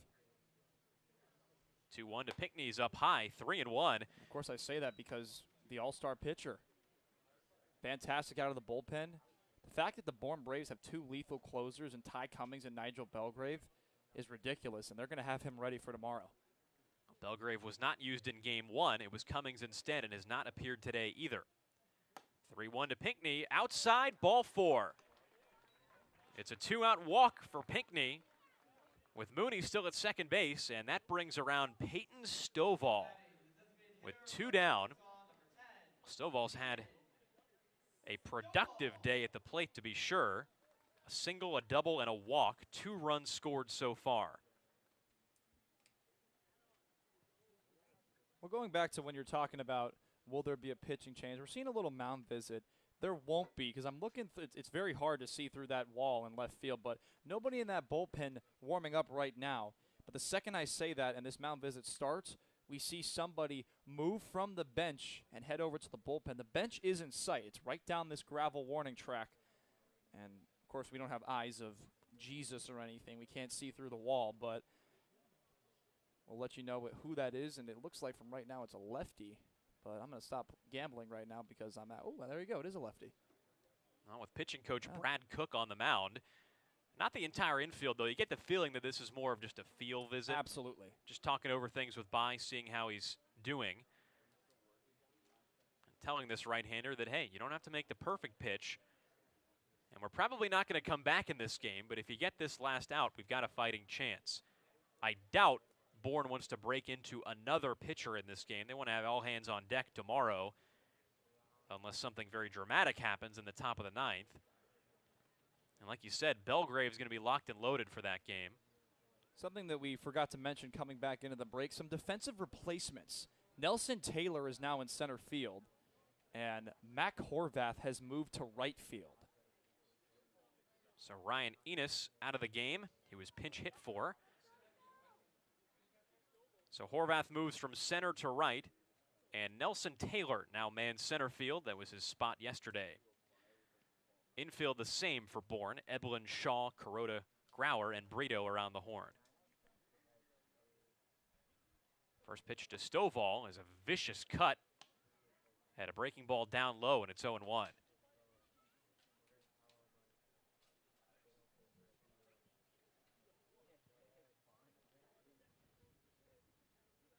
So Bai still out there after the conference dispersed, dealing with Peyton Stovall. 0-1 is driven to deep left field. Slight heading out to his right to make the catch. And that ends the bottom of the 8th inning. Well, if that's the last time that the Dores come up to hit today, and we hope it is, they deserve a round of applause from these fans. 11 runs on 9 hits to potentially stave off elimination. The top of the 9th inning coming up with the Braves down 7 here in Game 2. The House of Falmouth Commodore, be sure to sign up to become a host family today. Hosting a Cape League player can be very rewarding. Players connect and bond with the families, often forming lifelong relationships. Please remember that every Commodores player is bound and governed by NCAA rules and regulations. In order to maintain their collegiate athletic ability, host families receive a weekly allowance from the Falmouth Commodores to help cover player expenses. Host families are not required to provide transportation to players. The Falmouth Commodores are very grateful to the wonderful families that host our players each and every year. If you are interested in hosting a Falmouth Commodores player for the summer, contact our housing coordinator, Lisa Smuda, at lisatz143@comcast.net. For more information, visit our website at falmouthcommodores.com. Thank you for supporting our players, and roll Dores.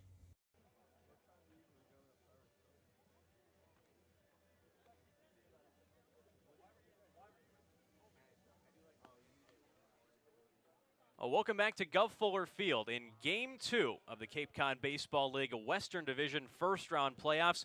Carter Bainbridge along with Logan Soforenko and our field reporter Trey Redfield with you today. And Logan, so far, it has been dominance from the Dores in Game 2, who are now looking to close it out. Give some credit to the pitching as well. Juaron Wattts Brown, best outing of the season, and it came in the postseason when the Dores were facing elimination. 6 strong innings. Braden Matthews, 2 strong innings out of the pen, 4 strikeouts. Gave up a run, it was earned, but when you have a pretty comfortable lead on your cushion, that's okay. But they now yield way to the lefty from Lipscomb, Matthew Bonner, but the pitching's been great, but the offense has been even better. But they've also capitalized on a bunch of crucial Bourne mistakes. Errors that sometimes weren't even scored as errors, but it felt like it because there were sloppy plays that led to runs. But here we are. win or go home tomorrow at Doran Park unless we see a miracle comeback. So Juaron Wattts Brown with a 6-inning start today. A 7-run third inning for the Dores paced this game today, with the Dores now up by a score of 11-4. And as you said, the 3 Bourne errors looming large on the scoreboard right now. Some difficult plays behind the plate. Wild pitches have given extra bases to Commodore batters. It has all around been a day to not write home about for Bourne, as Alan Espinal stands in here at the top of the 9th inning.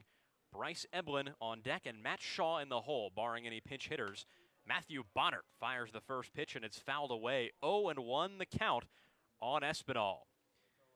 Bonnert, the left-hander, a native of Cave Creek, Arizona, and a sophomore this spring at Lipscomb University, now mans the bump, trying to get the Dores through this 9th inning and secure a spot at Doran Park tomorrow in Game 3. 0-1 to Espinal's up high and in, 1-1. Close the book on Braden Matthews, who went 2 innings in this game, 2 hits, an earned run, no walks, and 4 strikeouts. Solid work from the Walters State Community College right-hander. 1-1, line to right field. Brutcher right there, though, heading over to his left to make the catch. And there's one away here in the top of the 9th inning. A lot of fly balls tonight. I said this in the 6th inning, but there's been some contact. Not that many strikeouts for the Falmouth Commodore offense, at least. The Bourne Braves offense, on the other hand, that's a different story. 12 strikeouts as a team. Bryce Eblin stands in to take his hacks here in the 9th inning. He has yet to strike out today in the midst of a 2-for-4 evening. Single and a double so far. First pitch to him is way high, all the way to the netting. It's 1-0. Bonnert was a late season addition to this Dores team. He only made 1 appearance in the regular season. It was July 31st at Bourne in a 2-1 Braves victory. Bonnert went 2 innings, did not give up a run or a hit, did walk 4, but struck out 2 to scatter the base runners. On the 1-0, Eblin takes up high. It's 2-0.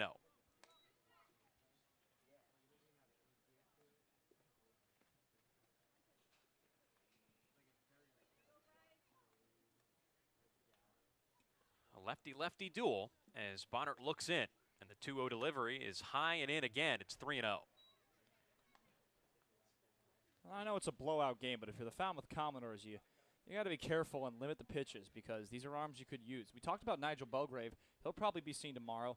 Ty Cummings could also be thrown in tomorrow as well. 3-0. In for a strike. It's 3-1. So tomorrow's matchup will feature Will Johnston and Will Sandy, unless we see a game day decision scratch, but it'll be another Will versus Will matchup at Doran Park. We saw that on the 31st with the Bravos and the Dores. 3-1 delivery, fouled back, and the count goes full on Eblin. So the matchup set for tomorrow. 2 left-handers who have done some starting and done some relieving.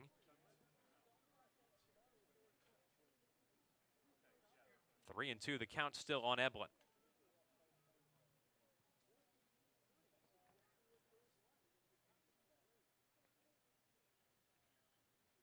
On the payoff pitch, Eblin looks at ball 4 up high at about shoulder level. And it's a 1-out base runner here for the Braves in the 9th. Well, good patience there for the Bourne leadoff man. That's been his job today. And that's the 3rd time in 5 trips to the plate that Eblin has reached base tonight. It's only the 2nd walk issued to a Bourne Braves batter, I should say. Matt Shaw now at the plate with Eblin at first base and 1 down. Outside, 1-0 the count. Shaw 0 for 4 today. Now 0 for 7 on the series. And that's an important guy to keep under wraps for the Dores for what looks like at least one more game as Eblin goes. It's a called strike. And Eblin takes second base on defensive indifference. No throw even made by Cromwick. He didn't even want to give it a shot. And that's totally okay. So a man at second base and Shaw at the plate.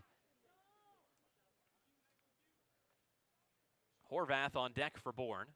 On the 1-1, Shaw fouls it right side, 1-2. And he's been doing a lot of that in these 2 games. I was just about to say, stop me if you heard that before. Ooh, Yesterday in particular, Shaw had some pretty good at-bats, but nothing ended in a hit. He did draw a walk. No such luck today. He's been kept off base all 4 times so far. The Dores with 11 runs tonight, 7 of them back in the 3rd inning in a huge inning. 1-2. Breaking ball, fouled left side again on the ground by Shaw. He stays alive. It's 1-2. The Dores with 11 runs on 9 hits and an error. The Braves with 4 runs on 9 hits and 3 errors. A couple of them have been costly today. And uncharacteristic of a defense that came into this game tied for 3rd fewest errors on the Cape.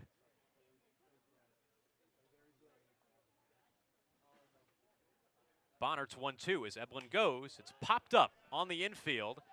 Bonnert off the mound to his left. Underneath it instead, it's Walsh taking it as he walks onto the mound. And that's out number 2. How about an 0 for 5 day from the 2022 Cape League MVP?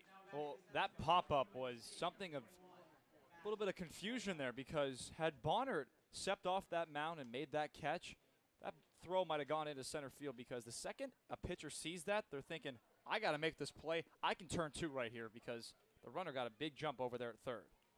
Mac Horvath now at the plate represents Bourne's final hope.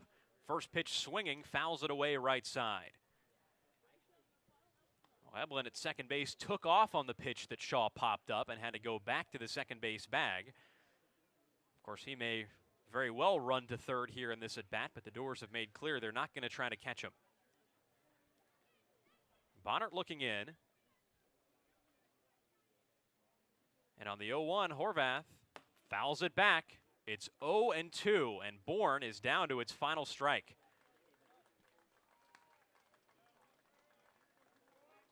Well, the Dores, who had such a tough loss yesterday, a 1-run game against a division rival they have played so well this summer, have gotten off the mat today and are up big here in the 9th inning, trying to head their way back to Doran Park tomorrow. 0-2, got him swinging! And the Dores take game 2 here at the Guv. 11-4 your final, as Falmouth embraces on the infield during their walkout, and they can keep on heading all the way to Doran Park. We'll see you tomorrow for game 3 at 6 p.m. Winner take all between these two division rivals, as Falmouth refuses to lose at least for one more evening. And that's the truth, 100%. This is going to go down as a complete victory. The Dores did everything right. Great pitching, great offense, capitalizing on some miscues by the Bourne defense. We could have used this last night in a game that the Falmouth Commodores probably should have won, but they elected not to, and they made some choices, and there were some tough mistakes, some double plays, and I can guarantee you in the clubhouse this morning, manager Jeff Trundy, along with the rest of the coaching staff, talked to these players, and they said, we have a plan. We have the ability to run away with this thing. All you got to do is win 6 games and you win a championship on Cape Cod. 1 down, 5 to go, but we're staving elimination right now. And how about a winner take all, as Juaron Wattts Brown was absolutely fantastic tonight. And we talked about it being the best outing of the season. I think it was, especially in the postseason. A complete victory for the Dores, who again take it 11-4. Thanks in part, that name you just said, Logan, to a 6-inning start from right-hander Juaron Wattts Brown. 6 innings of 3-run ball today, a quality start, as Trey Redfield, our field reporter, has more with today's winning pitcher. Carter, Logan, thanks so much. I'm with the guy who got it done on the mound tonight, Juaron Wattts Brown. 6 innings pitched, 8 strikeouts, 1 walk. Juaron, not too shabby. How do you feel about that line? I feel great. I mean, the team picked me up today for sure with the run support. I mean, it's hard to lose games when you're up 11 runs, but defense was great behind me, and it was all around a good team day today. 7 runs put up in the bottom of the 3rd inning. You were warming up to go into the top of the 4th, but how much did those runs mean to you in your start? I mean, it's huge, because when especially in a game like this where it's win or go home, it's huge when you can have some support and to go back out there and feel a little more settled. But yeah. one more tomorrow. You do that, you're on to the next round. Will Johnson gets a start. How much does he mean to this team, and what's it been like working with him this season? He's huge. He's a huge part of this team, especially when he got here. He was late, but he's going to go out there and get it done for us tomorrow. Go celebrate. One more, my friend. That's Juaron Wattts Brown. Guys, back up to you.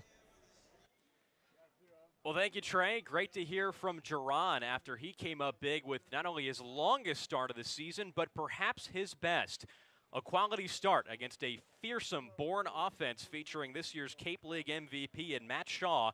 But 11-4 your final. The Dores using the strength of a 7-run third inning to power their way to a Game 2 victory and their first playoff win since the 2019 postseason. You take a look at all the names on our screen right now, from our video director, Sean Oldred, to our videographers, Brendan, Carson, and Ellie, our graphics technician, and Liv Charbonneau, Dan Fox on PA, and all the names out there, including our beat writer, Tommy Mumaw, but especially our supervisors, Ernie Hyde and Dave Cunha. Everybody on your screen right now helps make our broadcast great and helps run everything smoothly. We would not be the broadcast that we are without them. So a great thank you to everyone on board. Whether this is our last home game or not, we certainly hope not, with a date with the Bourne Braves due tomorrow in Game 3. But this has been Carter Bainbridge for Logan Soforenko and Trey Redfield. We'll see you tomorrow for a winner-take-all Game 3 between the Dores and the Braves in the Western Division first-round playoffs. Good night, everybody.